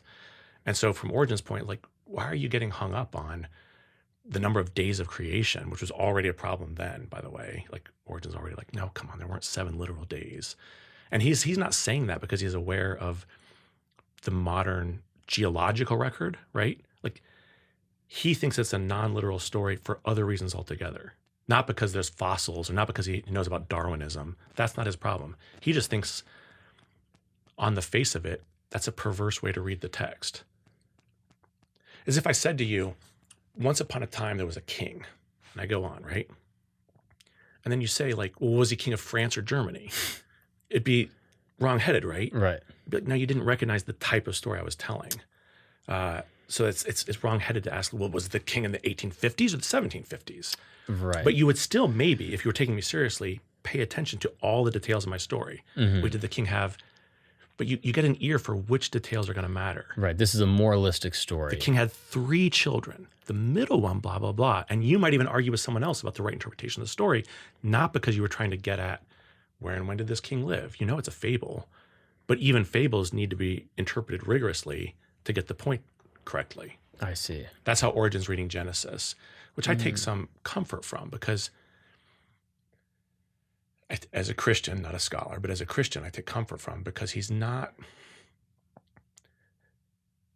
doing it for the reasons that a modern fundamentalist might do it. Aha, Darwin made our life harder, or the discovery of the antiquity, the fact that the earth is 5 billion years old, made our lives harder. How do I square that with Genesis and whatever? That he was already like, no, that's not the right way to read this in the first place. Like, that's just what he felt from a literary perspective as he looked at the book. Does that make sense? Yeah, absolutely. Now, are there other things where that sort of like metaphorical interpretation is more difficult to square? Because like for something like, creation, Yeah. I'm completely happy with being like, look, I understand and respect human evolution. Yeah. Like I think maybe at a point in human evolution, like God divinely inspired us with consciousness. Like I have no problem with that. Right. I don't need to believe in 7 literal days. Right. But are there other things that are maybe like more concrete? For example, like even just age. Like we have this sort of understanding that humans can only live to a certain period, but then we hear about Methuselah who lived to 800. Right. And it's like, okay, that seems a little harder to, are we just accepting like the metaphor of his age? Like, do those things trouble you?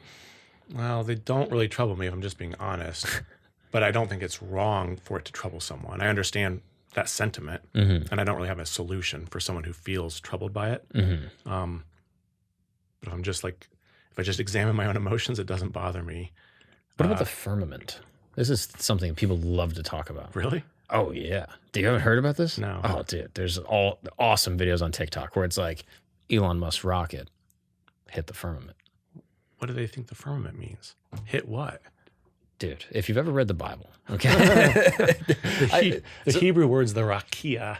Oh, okay. See, this is what I would love to know. Basically, from my understanding, again, as someone that watches conspiracy videos on YouTube. Okay, I don't. So you're going to have me out of my depth here, but go ahead. See, I'm a scholar, actually, in my own right. Yeah. I guess there's this idea that, like, if you look at the way Genesis is written about the way God created the world, there's the earth, and then there's water above us, yes, and then there's a sort of the shell that God then is sort of watching us through. Yeah. And there's like angels on the outside of the firmament or something to that effect. And people will kind of interpret that literally and say, okay, I believe the Bible wholly. Yeah. I believe it is divinely inspired. Yeah.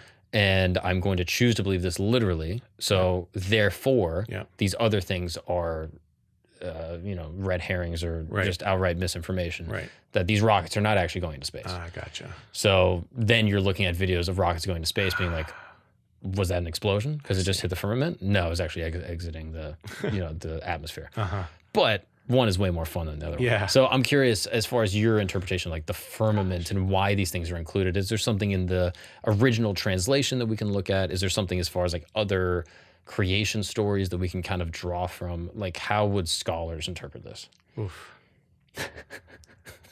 I mean, honestly, I think most Bible scholars would just say that whole pursuit of trying to get a literal reading of Genesis to map onto the world as we know it is just destined to fail. It's not going to work. So that's what most people would say. And I don't think the word helps in this case.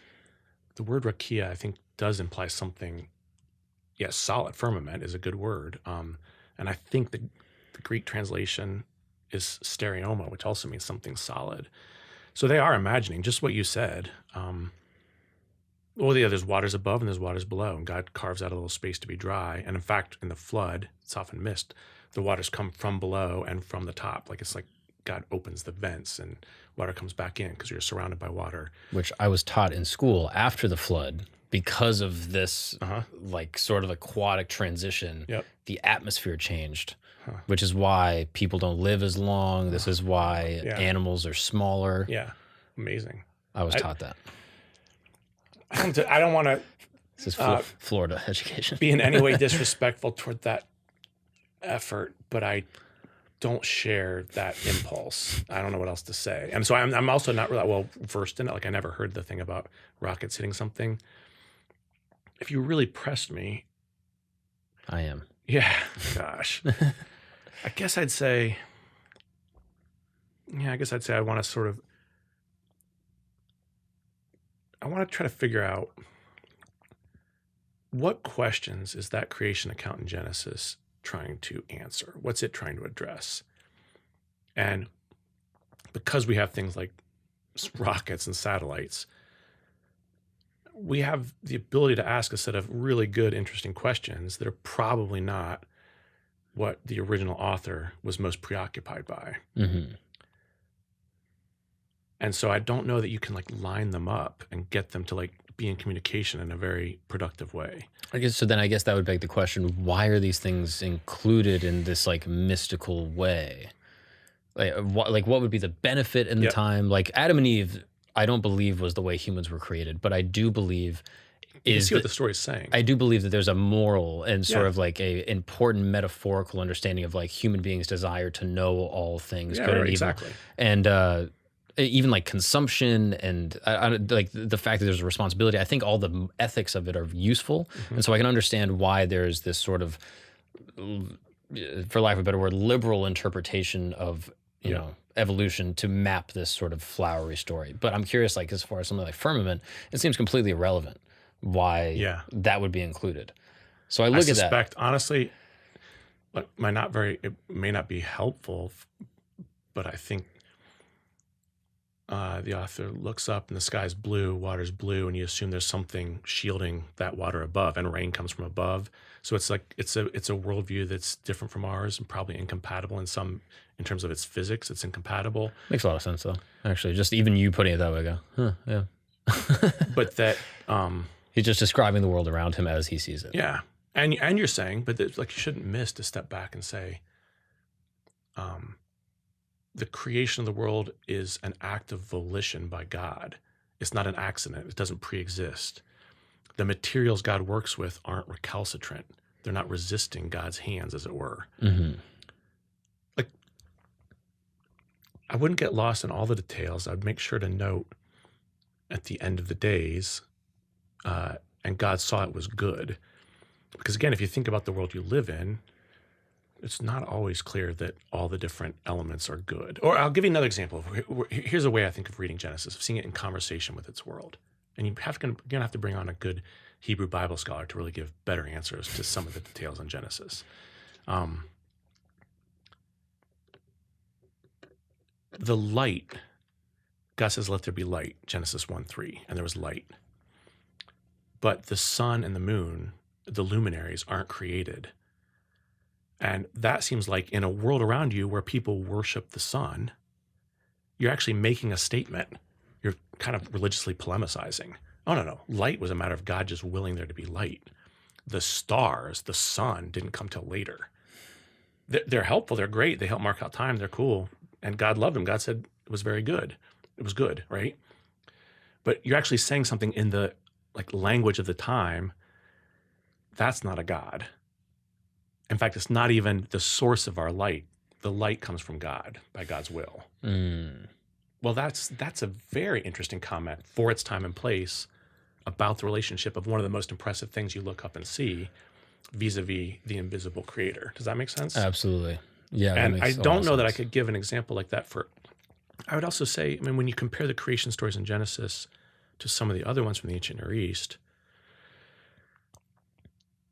sometimes the humans are just there to serve the gods, and they're just sort of a nuisance, and the gods don't have much interest in them or are hostile to them. And so I think the creation account in Genesis, for better or worse, I think modern day ecological scholars would be like, it's too human centric. But if we just put that very legitimate concern aside for 1 second, it contrasts with the other ancient Near Eastern creation myths and having humans be almost one of the pinnacles of God's creation. Not an accident, not a nuisance, but where is God's image? It's in humans. That's mysterious, and it's not quite clear how. But that dignifies, we're meager little things. We don't live very long. We struggle. We're ignorant. We get sick. It's kind of remarkable that someone would tell the story that us little things are actually one of the highlights of this story. I guess you could just say that's egotism, and you could point to negative facts of people being anthropocentric and saying we're the be-all and end-all of creation. But that is unique amongst creation stories. It stands out. It's so you almost the author is using some of the similar elements of other creation stories and saying, no, where you zigged, I zagged. I have a different set of things I want to get across. And in fact, by the end of Genesis 3,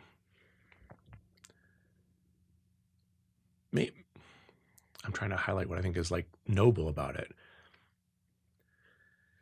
You've acknowledged that something's gone wrong, but you've made clear the source of the wrongness isn't inherent in creation. And so let me contrast it with, in some ways, the view, popular and later Greek philosophy and theology, that matter itself, materiality, is resistant to the will of the divine, so that the only way for it to have salvation is really to escape materiality. It's for your immaterial soul to get back to the realm of immaterial God where it came. You could contrast the Genesis account with that. It's not Pollyanna-ish. It doesn't say, oh, everything's hunky-dory. It's no, they're kicked out of the garden.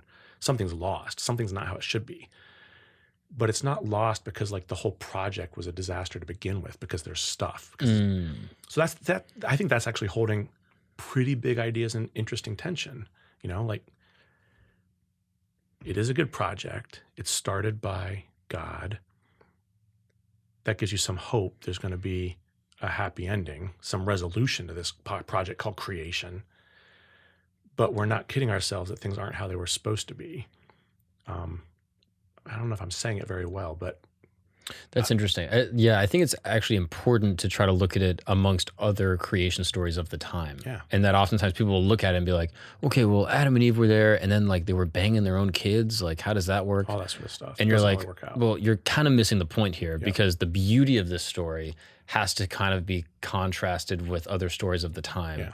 And all the stories of the time are that humans are pests. Yeah. And then all of a sudden you hear a story where it's like, the world is awesome. Animals are great. Take care of them. Yeah. Like, you know, love each other. And, you know, some things went wrong along the way. And now women, you got to have babies and that's going to suck. But, you know, it's all pretty good and humans are decent. And that is pretty beautiful when contrasted with, you know, what's happening at the time. Yeah. And it's interesting that they didn't tell a story which said, you know, so the consequences are divided by gender there in Genesis 3:16 and 17, but that you're going to have to get food out of the earth by the sweat of your brow. Okay, that's a phenomenon we know. It's hard to farm. It's hard to get enough food, especially before some of the technological advances. There's really like years of want. It's also pretty recent in human history, like just agrarian societies, Exactly. which is That's right. a unique feature, but I digress. So it would have been in some ways natural to think like, oh, it's always been like this. So it's interesting to come up with a story where like, oh, it once wasn't like that.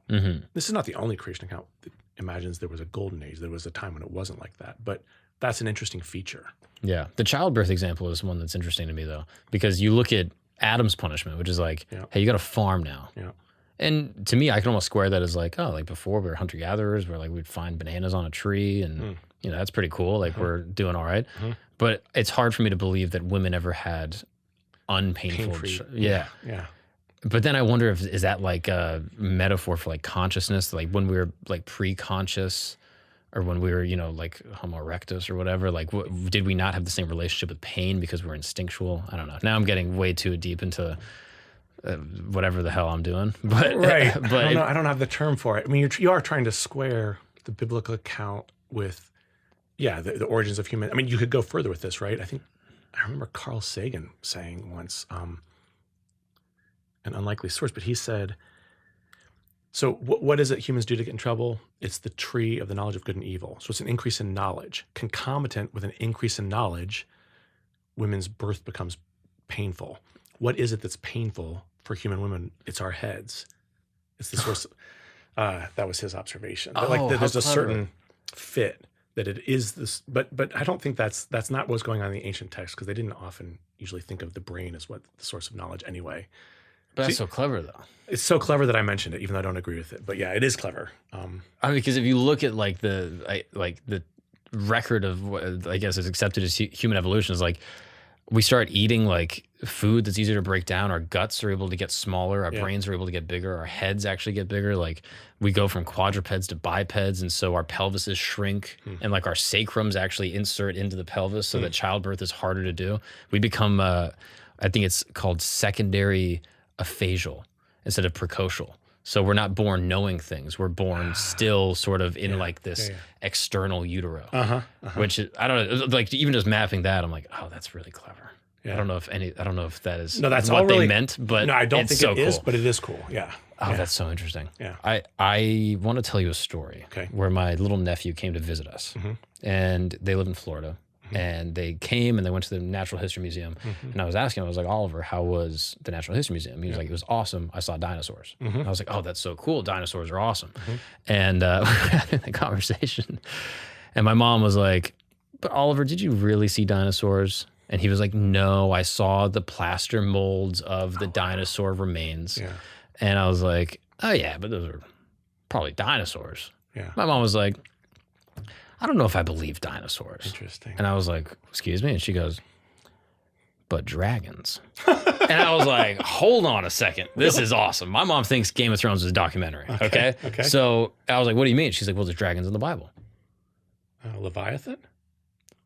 Beats me. I was hoping you were going to be able to solve this for me. She yeah. claims that there's dragons in the Bible. Well, yeah, I mean, I guess Psalm 74 talks about God smiting the 7 heads of Leviathan. So that's some sort of ancient sea creature, like a monster, an image of lawlessness. We're pulling up the records here. Now we are getting into it. Dragons in the Bible. I should have had this protected, or I should have had this already pulled up, but okay, let's see. So Isaiah 27:1, on the day that the Lord with his cruel and great strong sword will punish Leviathan, the fleeing serpent. Older translations might say dragon there. I can think about the dragon passages. Leviathan, the twisting serpent. He will kill the dragon that is in the sea. So that's Isaiah 27. And Psalm 74, I was happily right. It's you crushed the heads, plural, of Leviathan. You gave him his food for the creatures of the wilderness. Actually, so what do they mean by dragon there, you think? Just a large creature? yeah, like serpent would be another way to translate it. Tanin, which is like the word for giant sea creatures. The Greek has drakon, but the Greek word drakon doesn't mean dragon. It means serpent, lizard. Can I read you Psalm 18:8? Yeah. Okay, hang on. Actually, I'm going to give you more. I'm going to give you more context here. So, tell me if this is enough. In my distress, I'm going to start at verse 6. In my distress, I called to the Lord. I cried to my God for help. From his temple, he heard my voice. My cry came before him into his ears. The earth trembled and quaked, and the foundations of the mountains shook, and they trembled because he was angry. Smoke rose from his nostrils. Consuming fire came from his mouth. Burning coals blazed out of it. He parted the heavens and came down. Dark clouds were under his feet. He mounted the cherubim and flew. He soared on the wings of the wind. He made darkness his covering, his canopy around him, the dark rain clouds of the sky. Without reading more of this or really knowing what the hell I'm reading here, what is that about? Man. Have you ever heard of that? Yeah, of course. But I mean, it's a description of some sort of, the technical term would be a theophany of God coming and all the manifestations when God comes to earth. I mean, for that matter, when God gives the law on Mount Sinai, it says the people were terrified because they just saw the fire. They heard the voice. They were scared to death. They asked Moses, you go. Like, like that's a lot of action. They were also afraid of God. For sure. God's a consuming fire. It's Deuteronomy 4:24. This is a fleshing out of that consuming fire. Lots of times when there's descriptions of God's presence, God's coming, the mountains melt like wax. God lands and the mountain parts between his feet, that sort of thing. I don't know exactly what you're asking. So I'm curious with those types of accounts of God. Yeah. Are those they're kind of describing God as a dragon here. It seems like he's breathing fire and flying around. I see. So I'm curious, what was the reason that they were writing about God in such a ferocious way?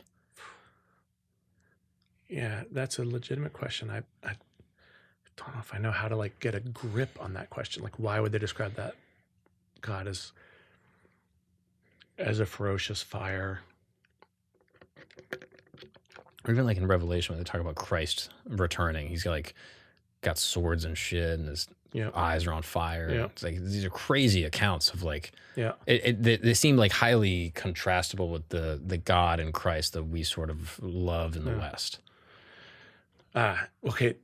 I feel on firmer ground if you're asking, I don't know why these particular pyrotechnics for the description of God. I don't really know how to answer, except I guess if you're limited by language and imagination and you describe the presence of God, I'm really just guessing here, but with some of the strongest physical phenomena you can name, fire, lava, melting, fierceness, like a storm, you're grasping for I want the strongest things I can name. These are some. I don't know. Confined by language, I guess. But a slightly different question, which I guess I think about more often, would be God is a consuming fire. God is a jealous God. God is fierce and punishes sins from one generation to the next. That sits side by side, both in the Old Testament and in the New Testament. That sits side by side with God is merciful and forgiving. That certainly bothers me more. It seems more like I react to it because it matters more. Like whether God is fire and smoke when God comes or something else, I don't know. It's too abstract for me to get my mind around, to be honest. Sure. How do you square that? Like the jealousy of God. This is something that was always brought up in like Bible studies. Like, you know, I would have pastors say like, God is a jealous God. And people would be like, well, isn't jealousy bad? And they'd be like, well, it's the different kind of jealousy. I think you could argue it's bad, but if you wanted to share the Bible's perspective, if you chose to do that, you'd say that, you're putting me in the role of apologist, which is not really my normal role. That's fair. But I'll play along. I'll play along. I guess I'm wondering from like a textual perspective, like, is there a definitional version of that word? Okay, so a wee bit there. Jealous, if it means like, I'm jealous of so-and-so because, you know, he has the house I wish I had. It probably wouldn't be that. It would be jealous in the sense of, I want all your attention on me. I mean, usually that connects with like God wanting no other gods. So I think it's that kind of jealousy, not being envious of something. I think we use those words kind of synonymously, but being like, no, all your focus right here. Don't go worship. All sorts of other gods are named in the Hebrew Bible, and that the Israelites are constantly tempted to worship other gods, and they're always getting in trouble for it. And God's like, I'm a jealous God. If you do that, I'm not going to put up with it. But it's not jealous in the sense of like, oh, why are you giving Baal all the attention? It's like, hey, I require all of your focus. Don't look at these other gods. I think so. And again, because we don't have maybe a critic in the room, I want to invoke and like acknowledge the fairness. Someone could just say, well, I don't know. It sounds like the character there is just jealous, like a bossy boyfriend who's like, hey, baby, I saw you talking to someone else at the bar and I'm bothered. So someone could just read that negatively and they'd have a right to. You can see how the words line up. Yeah, he wants all the attention. To come out of the seat of the critic there, just to make sure they get heard, to put it in a positive framework. Why would this sort of jealousy ever be a good thing? I think you could say that, like, well, if there really is, Jeremiah will say, sort of lamenting over the people, you build cisterns that don't hold water. This isn't working for you. You can worship other gods. It's just bad for you. If there's really only one God, God is actually being loving by being jealous. It's merciful. It would be bad for you to worship a non-God. So that like God's will and what's best for you are going to line up. That's interesting. In that idea. I mean, this you've really got me way out of my comfort. Sorry. That's okay. Sorry. I don't mind talking about it. I'm not an expert. I'm not a theologian, but I think a point that gets made in, I think, Jewish, Christian, and Islamic theology is that, since we were talking about creation earlier, they didn't exactly believe in creation ex nihilo, from nothing, but by the 2nd century and so on, they do. They affirm that as a point of reflective thought. One of the points they want to make out of that is therefore that God doesn't create out of any need in God, and that this is supposed to be kind of good news, because that means God wasn't creating you to like get the adoration. It was that like God has no needs. So it's this superfluous extra outpouring, which is good news in the sense that like your worship of God is good for you, not for God. What's up, guys? We're going to take a break really quick because we got to talk about your amazing dick game. Yes, you right now, listen to my voice, my deep, soothing voice. You have an amazing dick game. Or maybe you know someone with an amazing dick game. Maybe you got a boyfriend. Who knows? But if you have an amazing dick game, there's a way that you can make it better. And that's with the good people over at Blue Chew. Blue Chew is an amazing service that basically delivers a chewable tablet that has the same active ingredients as Viagra, Cialis, all that stuff, but this is the chew. It's at a fraction of a cost, and it's never been easier to get your hands on the greatest dick game of your life.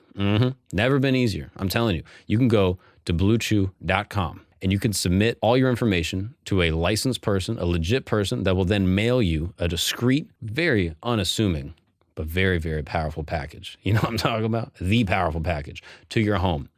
That's how easy it is. You don't got to go talk to a doctor and be like, yeah, I want, nope, easy. You got to just go on the internet. Bluechew.com. I want to get the best dick given of my life. And that's how you do it. Easy as that. And for the listeners of this show, of this program, you are going to get free first month of Blue Chew. You're going to be getting Blue Chew for free. All you got to do is pay $5 shipping. That's a cup of coffee. Black to be delivering that BBC. You know what I'm saying? That's bluechew.com, BLUECHEW.com. Use the promo code GAGNON, GAGNON, and receive your first month for free. That's bluechew.com for more details and important safety information. And thank you so much, Blue Chew. I'm telling you, man, check out this product. Even if you're one of these people that's like, I don't know, I don't really need it. What are you talking about? It could be better. It can always be better. Let's say you're in the 1%, you're about to be in the 0.01% with Blue Chew. Now let's get back to the show.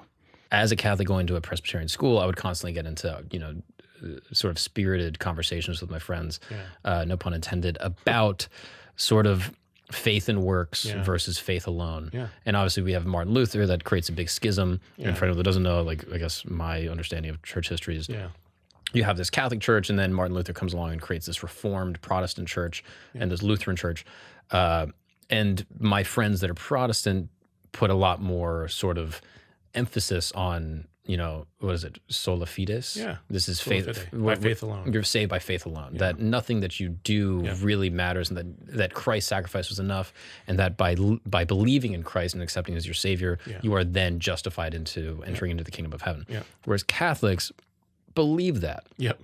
But there's a kind of a catch where it's like we're still ultimately responsible for our decisions, and that in order to live our faith, we must do things like what's found in James. Like you are saved by faith and deeds. Yeah. So I'm curious, is there anything in the translation that would help me understand the discrepancy here? Well, yeah. In a lot of ways, I don't think that needs to come down to the translation. I think the rough and ready answer is the Catholics are right. And I say that as a Protestant. What do you... That's my camera. There's a camera. Just everyone I went to school with. You know who you are, okay? You heard it here first. This is the only guy that matters, okay? I think, gosh, I do not really want to be on a big podcast riffing on Protestant theology as a Protestant. But yeah, let me just give you passages where this actually doesn't come down. An English Bible will make it just as clear. Jesus makes it clear everyone will be judged by their works. Everyone will be paid back according to their deeds. Matthew 16:27. He says, I'm returning quickly, and I will pay everyone back according to the deeds at the end of the book of Revelation. It's all through the New Testament. It's even in the champion of grace, namely Paul, who says, for instance, in 2 Corinthians 5:10, we all must stand before the judgment seat of Christ to receive back what we've done in the body, whether good or bad. Even Paul speaks about the necessity, that's how judgment works. It's based on your conduct, on your deeds. Mm-hmm. It is also true that Paul speaks pretty strongly about, I think more precisely would be to say, saved by grace, that is God's graciousness. And in that sense, it's like it has its origin in God, not in us. And there you could kind of bring the Lutherans in. Mm-hmm. But Luther himself, who was willing to sort of speak multiple things, I can't get the quote exactly right, but he says something along the lines of, show me a Christian with no good deeds. He has no faith at all. Like, that's not faith. Right. I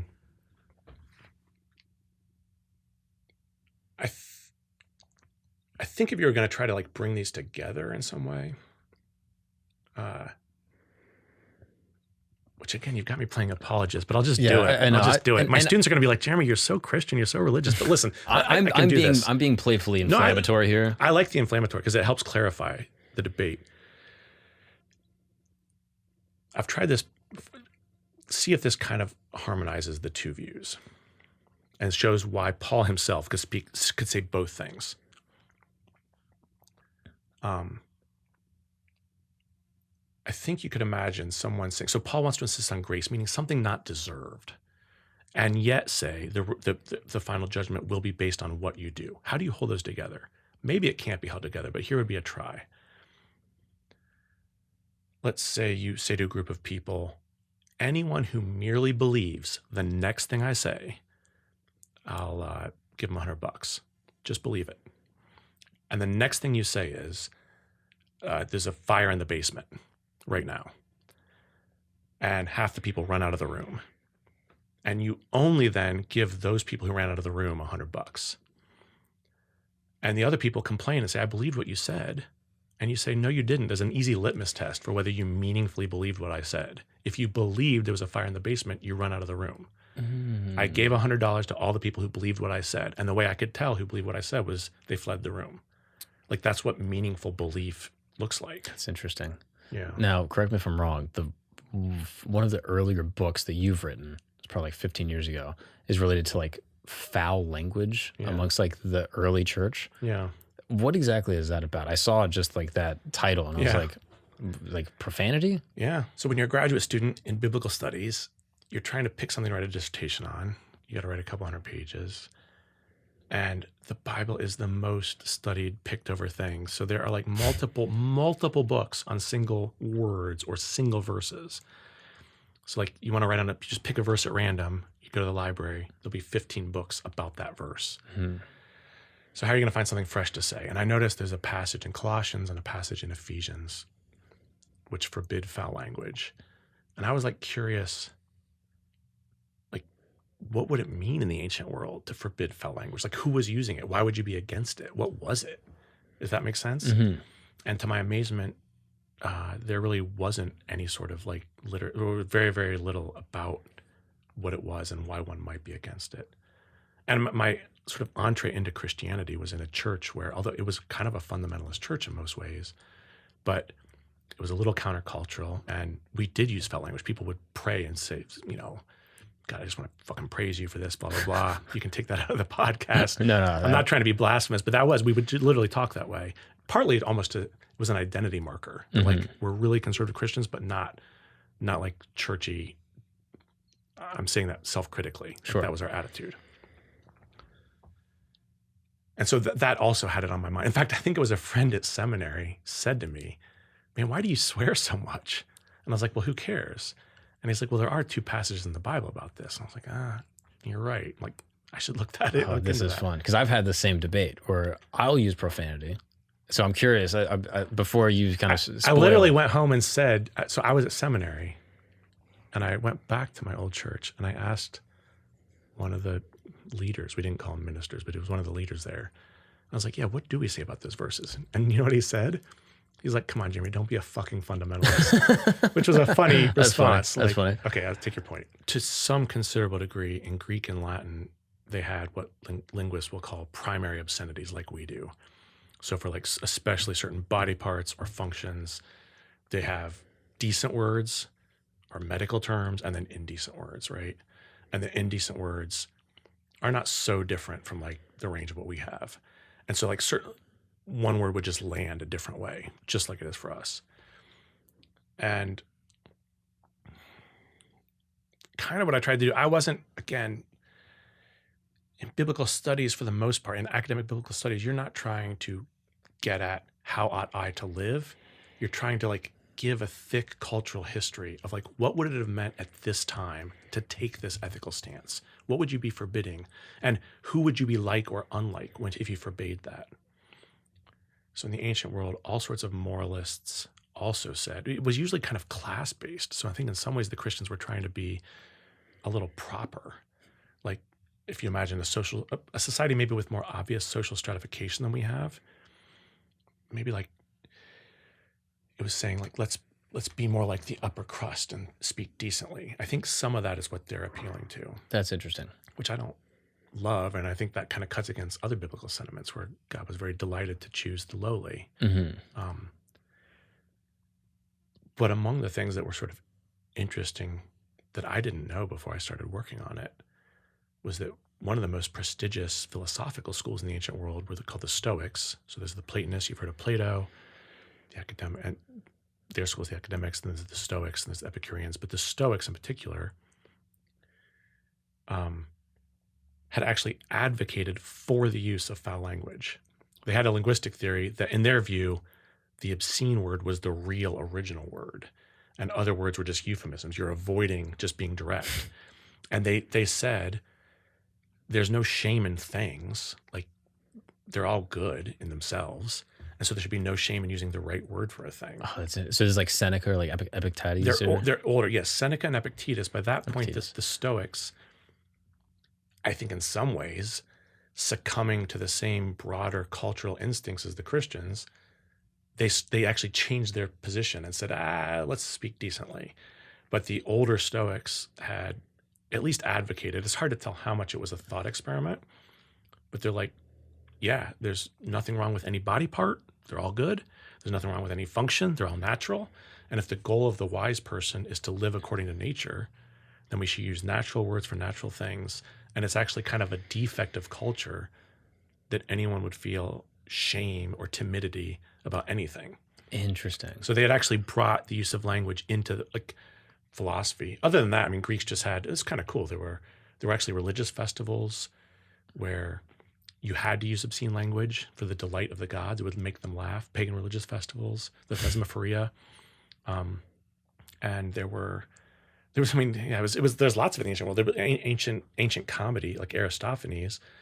A good translation will be chock full of primary obscenities because he is using the words that aren't used anywhere else in ancient Greek, and they're only reserved for comedy or for references to things like the Thesmophoria, these festivals. Interesting. And for graffiti. I mean, one of the first things you find in graffiti is all sorts of bad words. Oh, this is so fascinating. Yeah.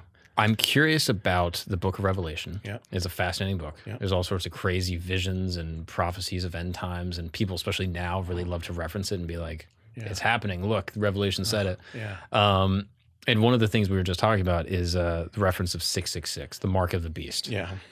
What does the original sort of text say about that and how it relates to ancient numerology, and how can people today sort of like look at it with that framework? Yeah. So they were already confused about what exactly 666 was, because I can think of the first interpreters who tried it. Let me come at it this way. And I'm following the work here of a guy named Richard Bauckham, who's a very great scholar. In the ancient world, you would often convert the letters to their numerical value. So if your name was Aaron, you could spell it out and say A is 1, A again is 1, R is whatever number R is in the alphabet. I don't know, but you know. And this was not just like, this was even popular. Like there's a graffiti, I think from Pompeii. The girl who I love, her number is whatever, 745. We don't know whose name that was, but presumably someone could be like, "Oh, that was for me," you know, like my name. That's the value of the number of my name. It's cute. And Jews and Christians do plenty of this. I can think of an example in an apocryphal book called the Sibyllin Oracles. They say one day the Son of God will come and his number is 888. And if you do the name Jesus in Greek, you get the value 888. So this is sort of common fare. Usually to do this sort of gematria is the term for it. To do it right, or to do it the best way possible, you want to combine some sort of significance. So the example Bauckham gives of this is there was a rumor that Nero had killed his mother, or maybe he did kill his mother, I don't remember.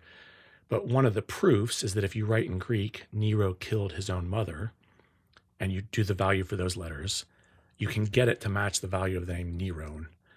And so this would then not only be a simple bit of arithmetic to see what the name Nero came to, but you could prove something. Aha, there's a deeper truth. He did kill his own mother. Do you follow?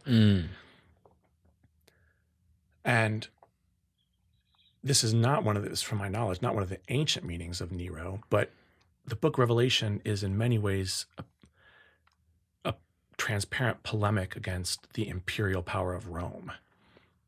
And so, for instance, the whore of Babylon is sitting on 7 hills, drunk on the blood of the saints. But Rome, you can look at coins, that Rome has 7 hills. And so this is supposed to be the goddess Roma, and she's drunk on the blood of the saints because she's killing believers or something like that, right? And in fact, it goes through all of Rome's wealth. This is one of the main themes of the book. And we could leave that to one side or maybe come back to it, because I think it actually has relevance for today, of like a book that should be relevant, but not for the reasons it usually is relevant. But if you the word for beast, and this gets a little too complicated, and that might mean it's wrong. But if you do the word for beast, therion, and if you put that in Hebrew letters, you can get 666. And if you do Nero Caesar, you can get 666. And so Richard Bauckham's argument is that you have to have the mark of the beast, meaning, and if you recall from the verse, is that you won't be able to trade. You won't be able to engage in commerce, which is, again, one of the major polemics of the book, is against the all-powerful dollar, essentially. And he doesn't want Christians involved in this economy. And that you'll have to get the mark of the beast in order to be able to participate. And he's connecting the name to Nero. And that is the mark of the beast, that what it would be proving along the lines of Nero killed his own mother, is that you can get the numerical value of beast to be the value of Nero. So you're almost saying something about Nero, right? You're not just saying, I counted the letters in his name. I've shown he is this demonic power. So don't take, almost saying, hey, fellow Christians, don't take a high view of the peace Rome seems to promise and the stability and the fact that the coffers are full and we're all making money. In fact, that's not an innocent game. That's like on the backs of thousands, and I want you out of it. Would the people of the time have known that? Well, that's a good question. That's the right question to ask. And I know Irenaeus and Hippolytus in the late 2nd century both take a stab at Nero, and they come up with various names of who they think it might be. And I think they say at one point it might mean Latin, like the Roman people altogether, symbolically, or something else. I can't remember all the different proposals they come up with. They don't propose Nero. So this is a strike against this otherwise elegant proposal, is that it doesn't seem like ancient Christians were aware of that. They don't say so. But one of the pluses in favor of this hypothesis is that we have different Greek manuscripts, right? And some Greek manuscripts have the number of the beast is 616. And in fact, there's two ways to spell Nero. Like we say Nero in English. In other languages and in Greek, it was usually spelled Neron with an N on the end. And the value of that N in Greek is 50. So in other words, you have 666 and 616 would be two variant numbers, both of which fit for the two ways you say the word Nero. Oh, interesting. So it could be that you could argue that textual variant 616 is evidence that the person who made that quote unquote mistake was almost doing the math and saying like, Nero, no, that's only 616, but I know that's the name I'm supposed to be representing. That's interesting. So they're trying to talk about the demonic rulers of the time. That's right. They're using coded language, and that has Hebrew Bible precedent. The passages which come to be regarded as about Satan, who's not really a character in the Hebrew Bible, it's Isaiah 14 and Ezekiel 28, and both of those passages speak of human rulers in really grandiloquent language. You were like the morning star. You were so great, and yet you've fallen, and now you're just nothing, blah, blah, blah. So they're taunting a human ruler of pomp and circumstance and naming his downfall. That later gets applied to the devil as like an angel who's fallen. But that story isn't really in the Bible. The point being, there was already a prophetic precedent for looking at a human ruler and almost seeing the human ruler with a double lens. You're doing what you're doing, but you're like a puppet of other forces, and God's going to judge both. Oh, that's so interesting. Psalm 82 does the same thing. It says, God takes his stand in the council of the gods, plural. And God says, though you are gods, you will die like mortals. And it's clear then in the rest of the psalm what that's about. You were supposed to, these are some sort of angelic powers set over the different nations. So you're the god of this nation, you're the angel, whatever, the tutelary deity. But you haven't done justice for the orphan and the widow. Like that nation is messed up. It has no justice. And I'm holding you accountable. So there's like an older Hebrew Bible example of the same basic thought that God will judge human rulers for their failure to execute justice, even though they're not even supposed to be necessarily like people who know God, who are like They could be pagans. It doesn't matter. God says, I've installed you for these purposes. Oh, that's so interesting. So I think that's one of the things Revelation is trying to get at. Now, to me, I understood Revelation to be like sort of prophetic, and a lot of people sort of are looking to it to understand what's happening in the world today. Is it reasonable to sort of just say like, oh, they were talking about their own time? I think that's exactly, the latter part is exactly right. Like I would say its relevance to our time for Christians who want to apply it, the relevance wouldn't be that it was like a soothsayer saying in so many years X will happen so that we're on the lookout. I don't know, back when I was in college, people were always trying to figure out the president's name. You know, is he the beast, or is Mikhail Gorbachev the beast, or something like that? I think that's misguided, because I think he's trying to look at his own world. Well, actually, the text makes clear. I'm talking about things that are happening right now. And the revelation part, the apocalypse of it, is in unveiling. So it might look to you, people, like Rome greases the wheels of commerce and industry, and that's good. You're a shipbuilder, and you can be prosperous because they've cleared the Mediterranean of pirates. He's then saying, let me lay bare for you at what cost this was done. There's blood on the hands. This is, so I want you to have nothing to do with it. Come out from them. Be separate. So in that sense, what it's revealing is about what's happening right then, right? Making a moral judgment, a prophetic judgment against it. But I would say that doesn't seem that hard to think of for people who wanted to say this is authoritative for me or my religious community, to think of, oh, think about the world today. Or is there an empire which makes commerce possible? No, I'm sorry, I'm drawing a blank. Yeah, it's nothing. It's not relevant today. Interesting. So yeah. you're not banishing it to the past just because it was about the time it was written. Like, I think it has actually quite obvious things to say. Oh, that's interesting. That's a cool interpretation. That it's sort of just a truism about humanity. Yeah. That there will be exploitation, and that, like that it is it's sort of an obligation of Christ's followers to not sort of, I guess, indulge in exploitation. Yep. That's quite interesting. Is there anything else in Revelation that you find like stands out as far as like things like the Antichrist or the return of the Messiah that you feel like is, maybe misinterpreted or maybe broadly misunderstood based off the original text? I don't know that it's misunderstood, but I mean, I think there are themes, because Christianity has so often been aligned with power and has been coercive and has been the source of all sorts of grief. I think it is helpful to look at images like it's early on. It's in chapter 5, I think. It does depict Christ as a victor, but it wants to insist that this victory is paradoxical. So at one point, I might have to look this up.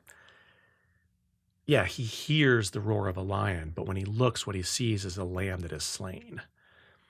And so he's using victory language, the strong animal, the lion. But I think he's almost narrating his own awakening that, victory is actually about this meekness. The real victor is the lamb that is slain. And so if he wants people to hold on to the testimony of Christ, he's sort of saying it's not going to come with strength. It's going to come with testimony to the truth.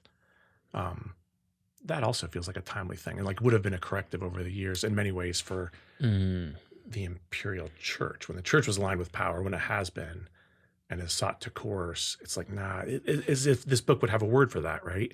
That no, that's not the Messiah who you should be following. You're thinking of the lion. You should be thinking of the lamb that was slain. That's what I saw when I looked. That's interesting. Yeah, I guess that is the broader truism, is that strength is found in humility and sort of piety and not necessarily coercive power. Yeah. Oh, that's interesting. Yeah, I think, That's a cool way to interpret that. Yeah, that'd be a message I'd want revived from the book of Revelation, other than just, is this country Gog or Magog or that sort of thing. Yeah, that's really interesting. Is there anything else with Revelation that you want to touch on that you think is It's a terrific book. It's very precisely written.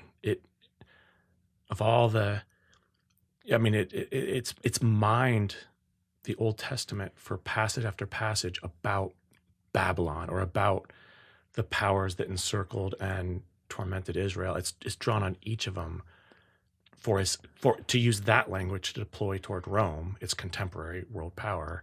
So I don't know if that's that interesting a point, but you can see that it wasn't drawn up haphazardly. Mm-hmm. It's almost like the result of years of study, even though it's a vision, even though he says, I was in the spirit and I saw this and that. That's interesting. He's channeling all sorts of precise textual references. Yeah. Now, in fairness, this is a completely separate question. Go for it. But this will be an olive branch to my Protestant brothers, okay, that are listening. It's generous of you. Yeah, right. You've made a few references to Christ's brothers. Yes. Now, within Catholic doctrine, it's my mother would say Christ had no brothers. Yeah. Mary sort of ever virgin, yep. and possessed this sort of, this immaculate, there was a sacredness to her, yep. and that she was never defiled, quote unquote. And so Jesus had no direct brothers. And I guess Catholics will do a couple different things where they'll say, well, these were not brothers from Mary, these are brothers from Joseph. Yep. Or they'll say the word for brother that's used in the original text is like kinos or something to that effect. I don't know. Adelphos. Adelphos. Yeah. And does that mean direct brother? Does that mean like close friend or compatriot? I'm curious the original translation, how you interpret that to meaning Christ's actual brothers. Yeah. 2 or 3 things. The word brother is really the only way to translate it. But except that I think you called me brother when I walked in. Yeah, right? Of course. And I'm not your brother. Right. So it had the same flexibility in Greek that English does, where you could call someone, Paul's word for all fellow believers is brothers and sisters. Mm-hmm. And other groups, Paul's not the only one to do that. Jews called each other brother, and different mystery religions among the Greeks and Romans did the same thing. So yes, it's linguistically possible that these are not his full brothers. There were basically 3 ancient views of this, but the oldest one, this might make your mom happy also, is found in the Protevangelium of James, which is a text from the 2nd century, which tells the story of the birth of Mary. And she is born in a sacred way. Her birth is already the result of a miraculous intervention of God in her parents. And she's raised in the temple until she's 12. And when they realize she's about to go through puberty, they have to get her out of the she's fed by angels and so on. It's very miraculous for Mary. And then they need to do something with her. It's not really explained why this is the solution, but the solution is to find a widower, someone from Israel who can marry her. They essentially draw lots, and it is Joseph, who is an aged widower, that is, his wife is dead. He's already got children, who is compelled to marry Mary, which means that Jesus' brothers, as named in the Gospels, are, according to that version, are Joseph's children from a prior marriage.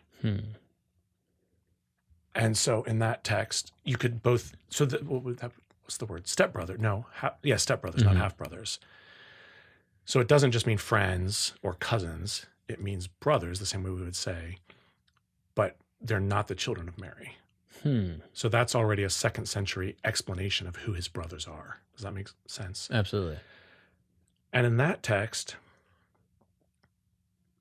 although it doesn't insist that like Mary never had children, it probably was of that view.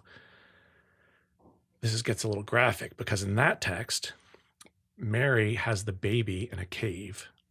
And when Mary has Jesus, the baby is not from Joseph, so it's a miraculous birth, just like in the Gospels. She has Jesus in the cave, and a midwife goes to examine her and concludes she's still a virgin. A virgin has had a child.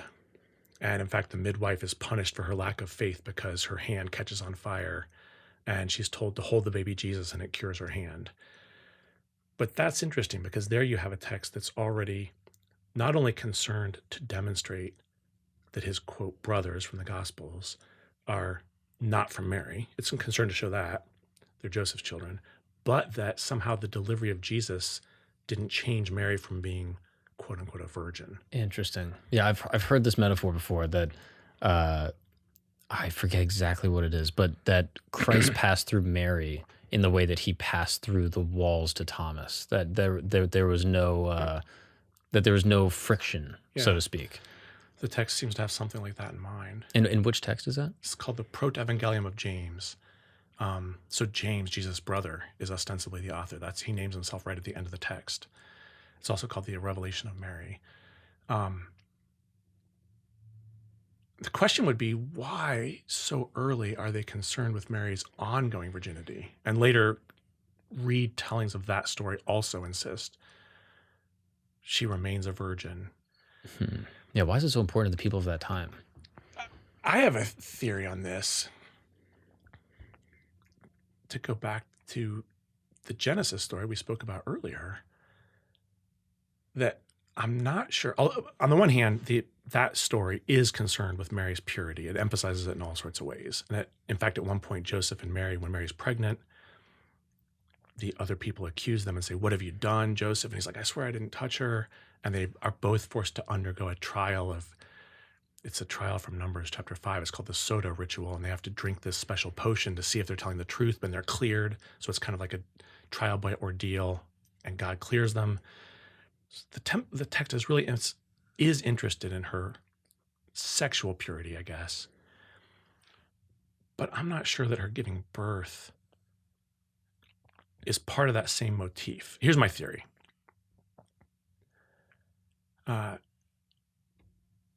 I think the text is working with the same idea we mentioned once before about Paul thinking of Jesus as the second Adam who sets things right that Adam got wrong. And if you think about working backwards through the story of Genesis, if the result of Adam and Eve's transgression was partly that women would give birth in pain, the point of this story is that she gave birth effortlessly, without pain. Without original sin.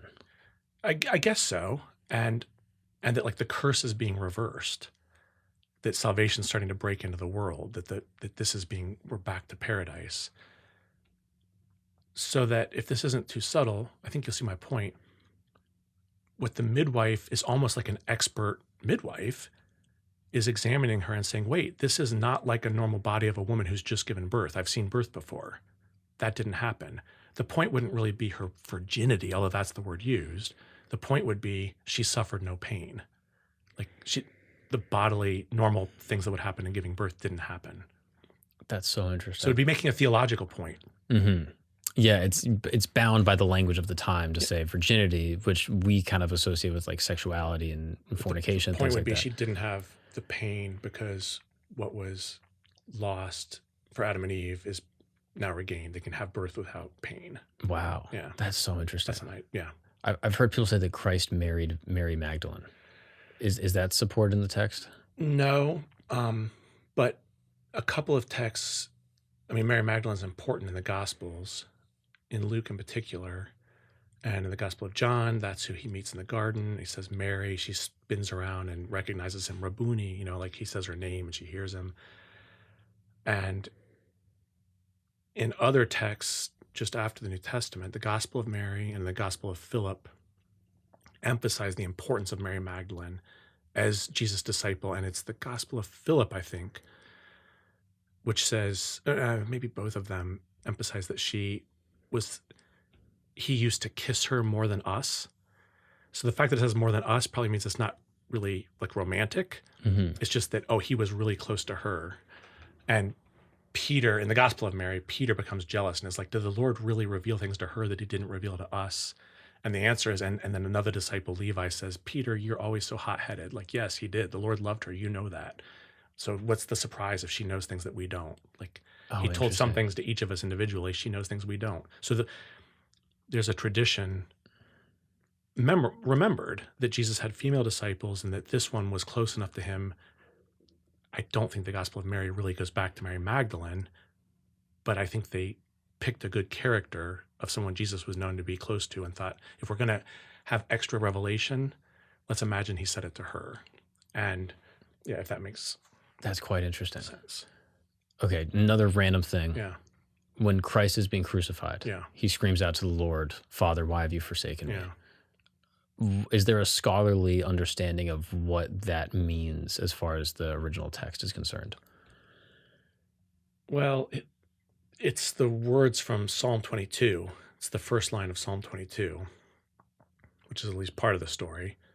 It's sort of an interesting detail in the gospel because there aren't that many times where they quote Jesus' words in the original language. So it says, he said, Eloi, Eloi, lama sabachthani, which is translated, my God, why have you forsaken me? They don't always do that, right? They don't always say what it sounded like, which is kind of cool. Like they're seizing upon these words. They then wrestled with what did it mean that he said this? They're sort of a little troubled by the prospect of God abandoning Christ. I can tell you what some of the early interpreters said. They said, for instance, that in some sense, God had to turn God's back on Christ in order to make the crucifixion possible. That, there was some sort of alienation. And I think that roughly corresponds to hints, at least in the story, that Jesus is deeply troubled. His soul is troubled unto death, and that sort of idea that he's really grieved at this. He's going to have to drink a cup, and I guess it's about dying, but it seems like there's going to be some sort of rupture between the intimacy he's enjoyed with God all along. I might be reading too much into that, but that is something they say about why did God abandon Christ on the cross. That's so interesting. Yeah. I wonder if there's other things with the crucifixion. One thing that sticks out is like he was lanced by a Roman and like water poured out. Mm-hmm. Is there a symbolic nature of that? I mean, I've heard people draw that to like baptism and things like that. Like, is there something within the text that points to other parts of the Bible? Yeah, it probably points to too many things because water is such a rich symbol. Mm-hmm. And if you think in the Gospel of John, he's already spoken about, we'll give you living waters. Believers will have waters bubbling up within them. So I think it points to any number of things about maybe baptism as well. Interesting. Yeah. Okay, another rapid fire question. Go ahead. And now I'm abusing you. Yeah. There's a moment in the Old Testament, I believe, with the pharaohs of Egypt, where there's a passage that suggests that God hardened the pharaoh's heart. Yeah. Just one pharaoh. Yeah. I always kind of took an issue with that because I'm like, well, look, we all have possibility for redemption. We all can be saved, right? Like this is kind of how I was raised. And then I'm reading this passage where it's like God kind of condemned this person. Yeah. And his heart was not able to come to God, at least in that time. So I'm curious, is the translation of that? No, it's a good translation, and it's a real theological problem. About half of those passages, because of course there's repeated, that story drags on for a while, where Moses says to Pharaoh, set my people free, let us go to worship God. And sometimes Pharaoh says yes, then he changes his mind.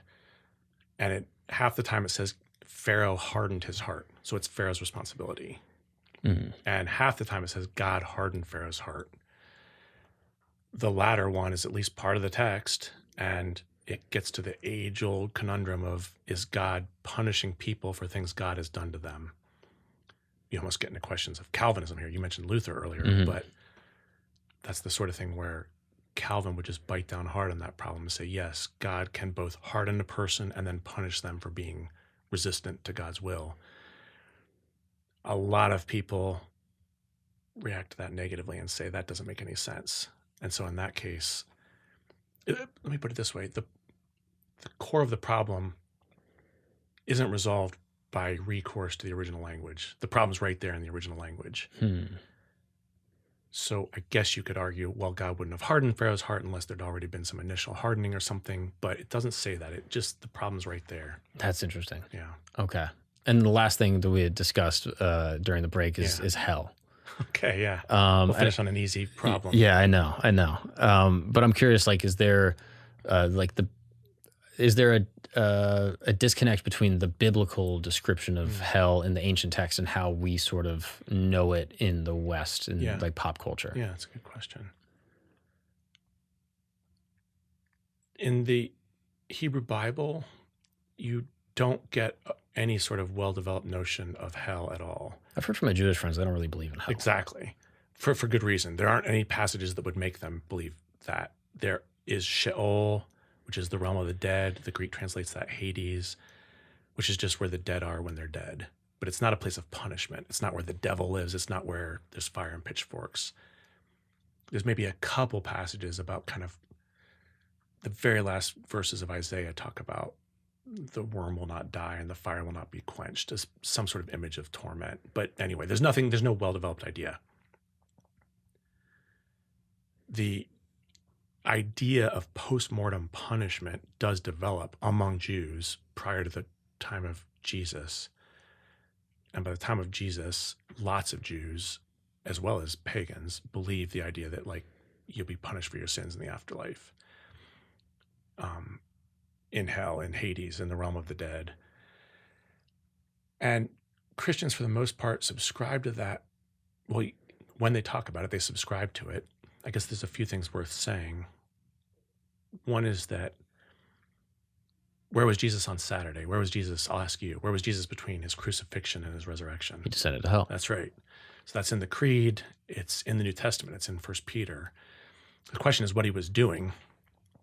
And whenever there's these gaps in the text, early Christians fill them. Like, I'll tell you what he was doing. And in some versions, he's preaching, or he's bringing Abraham and Isaac and Jacob and other sort of like heroes of the Bible up because they've been dead. They've been in Sheol. So they're not really in hell per se. They're just in the underworld, the realm of the dead. So they're not being punished because they're good guys, but they're being brought up to be with God.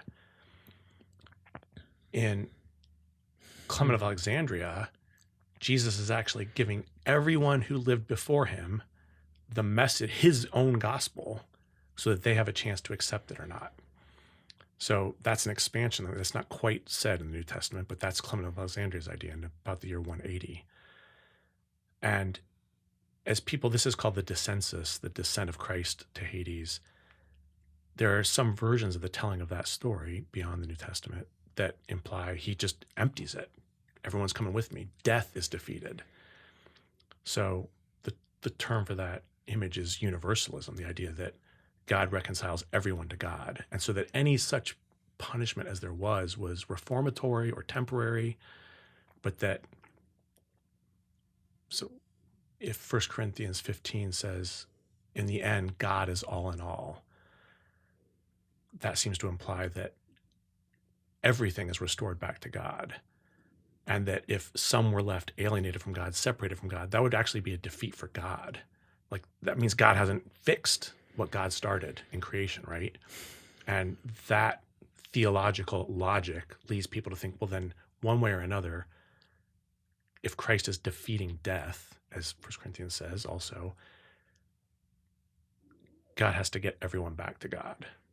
Wow. So that's a universalist division that some early Christians had. That's really interesting. And the Apocalypse of Peter, since we're talking some about non-canonical texts in this discussion, is the earliest tour of hell. This is a text, the Apocalypse of Peter is fairly early, mostly non-canonical, but it's in some Bible lists. So it was like right about made it into the New Testament. And it's a tour of hell, the beginning of a long stream of these that lead to more famous works like Dante's Inferno, like where, oh, here's so-and-so, here's so-and-so. So for most of the text, it's pretty grim, to be honest. Jesus is on the right here are people who lent money at interest. There's an interesting one. Shame on them. They're getting punished. Here are the adulterers. They're being punished. Here's different sinners, right? So it almost feels like it has, what's the word? Schadenfreude almost. Like, yeah, good. They got it. They got it. They got it. But then somewhat surprisingly, at the end of the book, at the beginning of the book, Peter's weeping when he sees the first glimpse of this. And he's like, Jesus, it would be better if they'd never been created. Like, this is awful. And at the end of the book, Jesus says, whatever my elect ask, I will give them. I will take these out of torment and give them a baptism in the Acherusian lake so that they can have an inheritance with the saints. Acherusian Lake is a reference to Greek mythology of like one of the rivers of the underworld. So he's almost saying like, wait, if this really grieves Peter and others who are getting this tour, Jesus says to them, if you ask me, I'll remove them and I'll give them a baptism and it'll be okay.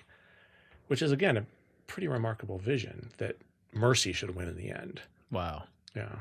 Yeah, that's really interesting. I always kind of disregarded non-canonical texts as sort of, I don't know, like at best unhelpful and at worst, like, malignant to the Gospels and to God's word. And the way you're describing is actually, it's interesting to me. It seems like it can actually be useful. Like, again, this is outside of your purview, but like in sort of like framing what it means to like be a Christian and like creating a worldview. I think it's definitely useful. I mean, after all, these are also like thoughtful explorations. Well, useful in multiple ways. On the one hand, like to take that example from the Apocalypse of Peter, I think it's a kind of beautiful example of that text of wrestling with how to balance the idea of God's justice. Like in some sense, wickedness should have consequences. And it's trying to hold that, and it's trying to hold the idea that God is a merciful God and Christ came to illustrate mercy. And how are we going to hold this together? And it may not do it perfectly, but it's trying to say, yes, there'll be punishment, but in the end, mercy should triumph. So that's a version of that. But there's an example, like, I'm glad to have gotten to hear that early voice. Like, that's someone wrestling with a perennial philosophical and theological challenge. And, I think in other ways, it's interesting to see how non-canonical texts fill in gaps. Like you mentioned, I think during the break, what about Jesus as a child? In the Gospels, we see him born. We get one little story in Luke chapter 2 about him being a precocious child at the temple. And that's it. And then he's sort of a middle-aged, young person doing his thing. But again, those nature abhors a vacuum. Like the Christian's like, wait, what was he like as a child? Like, and one of the stories is called the Infancy Gospel of Thomas. It's maybe not the most sophisticated text, but it's delightful to see them imagining a little God boy. What would he be like? And they imagine he bumps into a kid on the playground and the kid falls dead. And the parents come and complain to Joseph and Mary and like, you got to do something about your child. And another day they send him to school and the teacher tries to teach them the alphabet. And Jesus says, you tell me the meaning of the alpha and I'll tell you the meaning of the beta. And the teacher's like, Joseph, take him back. I'm not doing this. So they're almost wrestling with what would it be like to be, an 8-year-old, but be semi-divine. Is the story written as like a documentive text, like, oh, this is what did happen? Or are they kind of projecting like, oh, here's what it was like? They claim they always write these claiming they're the truth. I don't think that had those stories do get repeated into the Middle Ages, but I don't actually know how to answer. Someone probably knows quite how widely they were believed. They don't always reflect very well on Jesus. Again, like knocking his friend over and having him die. He does get better as things go. I'll tell you 2 other stories that are kind of edifying from, I think, kind of cool ones. I don't know if they're edifying or not. In that story, his father Joseph's a carpenter. His father Joseph is doing his woodwork and makes the mistake everyone who's ever held a saw has made. He cuts a board too short. Like, that's ruined. And Jesus takes the board and stretches it out. And Joseph's like, nice, well done, boy. So like his magic, for lack of a better word, is useful, but only in a sort of minor domestic way. He's not bringing salvation to the world. He's almost can't wield his powers in a way. But that makes me think of a story from the Gospel of Philip, which I think is poignant. It says that Joseph the carpenter planted a garden to grow the wood to make the cross that his son died on. And so it's almost imagining like the web of forces beyond us, that Joseph's just doing his carpentry, and yet he makes the very cross upon which his own child dies. It's kind of beautiful poetry. It's beautiful poetry. I mean, it's just speculation or whatever. I don't know if no one takes that seriously as history, but you could read that as, a reflection on mundane secular work and how it ties into broader stories we can't control. Yeah. And there are even medieval drawings of Joseph in his workshop. I've seen one painting of this, at least, where the tools, his tools or his beams or something like that, are hanging up, but they're casting a shadow in the shape of a cross. Oh, wow. That's beautiful. Which is like playing out the same idea. Oh, wow. Yeah. I'm always fascinated by those types of, like, again, these are collections of books that are sort of passed along over hundreds of years, written over different, disparate time periods. And yet there's some sort of, and maybe this is a reader's interpretation, but some type of connectivity. Like one that I always find interesting is like the sort of interesting parody between like the Virgin Mary and the Ark of the Covenant. And I'm sure you've heard versions of this, but like inside the Ark of the Covenant, or was it manna, the rod of Aaron, which sprouted, and which is like a sign of like the priesthood, yeah. And then a third thing that I forget, the tablets of the covenant. Yes, the law. Yeah. And then within Mary is symbolically the same things. Christians were so good at, and Jews before them, at identifying these sorts of typologies and almost super saturating even relatively straightforward narratives with like multiple layers of meaning. Yeah, I mean, it's like Christopher Nolan. Maybe that's an understatement, but... And I think the reason... I mean, it just made me think of another reason I think the Apocrypha and some of these non-canonical texts, as well as the canonical texts, are worth studying, is it was only in the post-Reformation period that they sort of ceased to circulate. And therefore, if you want to, for instance, understand medieval art or medieval stories or theology or older ones, they were reading the Proto-Evangelium of James. They were reading these stories and taking them on board. They didn't consider them the same as the Bible, but they were in the stained glass, they were in the art and so on. So we're almost cut off. We look at those paintings or stained glass and like, well, what's that about? Well, that's because we stopped reading what they had been reading for a long time. Yeah, I mean, even, I don't know, this is why I had issues with like sola scriptura, this Lutheran idea of like, hey, the scripture is the only thing that it's by this alone, because then you have things like the Trinity where they don't really sort of present themselves in the scripture in any type of significant way, but yet it is so fundamental to all branches of Christianity. Yeah. And I look at that as to say like, it's some of these other things, whether you want to call it the church or even just a personal, scholarship of these other books that can inform one's belief. Yeah. Within reason, I'm sure, someone going rogue can also have negative consequences, but I find it helpful for me at least.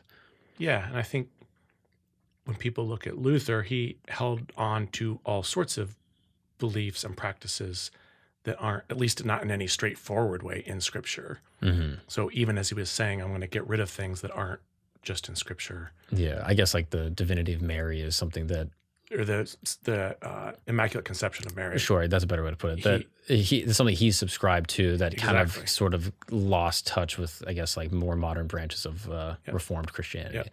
So I don't know, I find it very interesting, and I always kind of wrote those texts off, and I'm going to kind of look back at them with a different eye. And furthermore, I am really, really grateful that you took time to be here today and answer all my dumb questions. I was, again, I have to apologize for being prejudicial, that I expected you to come here and just kind of dunk on Christianity or sort of dispel these things as like fun, myths that we shouldn't really have, give credence to.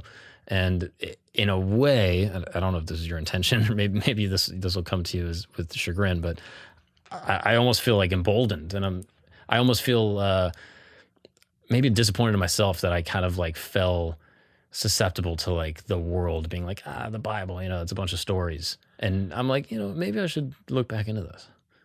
You should look back into it. Come take a class. Yeah.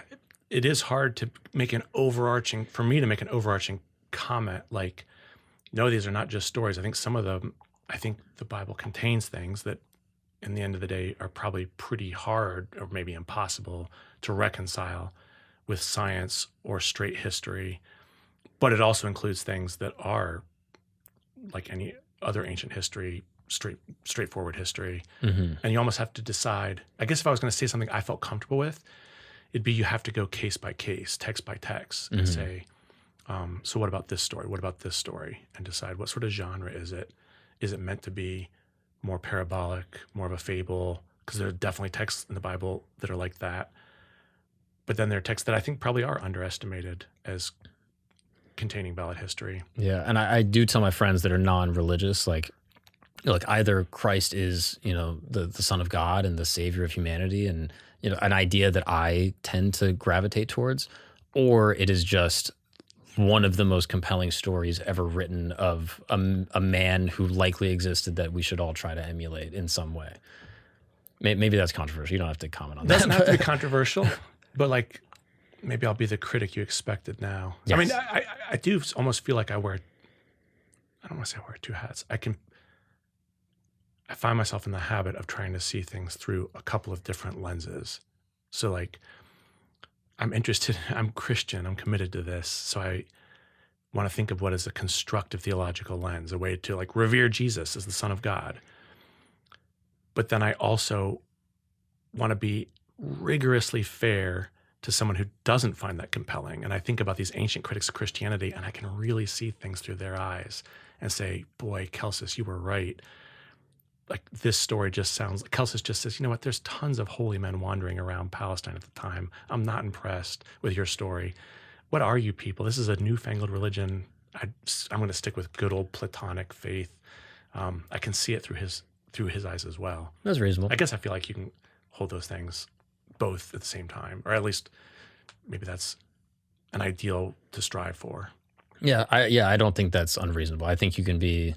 I think having some type of moral framework is helpful, and I think that it's useful regardless if it's Stoicism or some type of Platonic ideal, or if it's Christianity or Islam or Judaism. Yeah. I think there's a reason that these texts have persisted for centuries. I agree with you 100%. Because ultimately, I think the fruits of them, because they've persisted, even just through like a social Darwinism, the reasons these things have been selected is because they are ultimately good for humanity across all religions that are ancient, and the ones that were destructive and death cults. Yeah, the reason that those kind of die off is because those people are no longer here. So, and I think they're also just texts.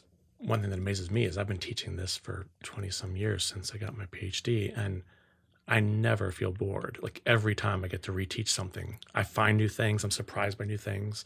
Students point out something I hadn't noticed, or in the meantime, you've lived life and read other books and just had other experiences. And then you come to a familiar text and you hear different notes played in it. And you're like, oh, why did I didn't notice it before because I was a different person the last time I encountered it. Interesting. So, yeah. And now you get to know about the wheel within a wheel.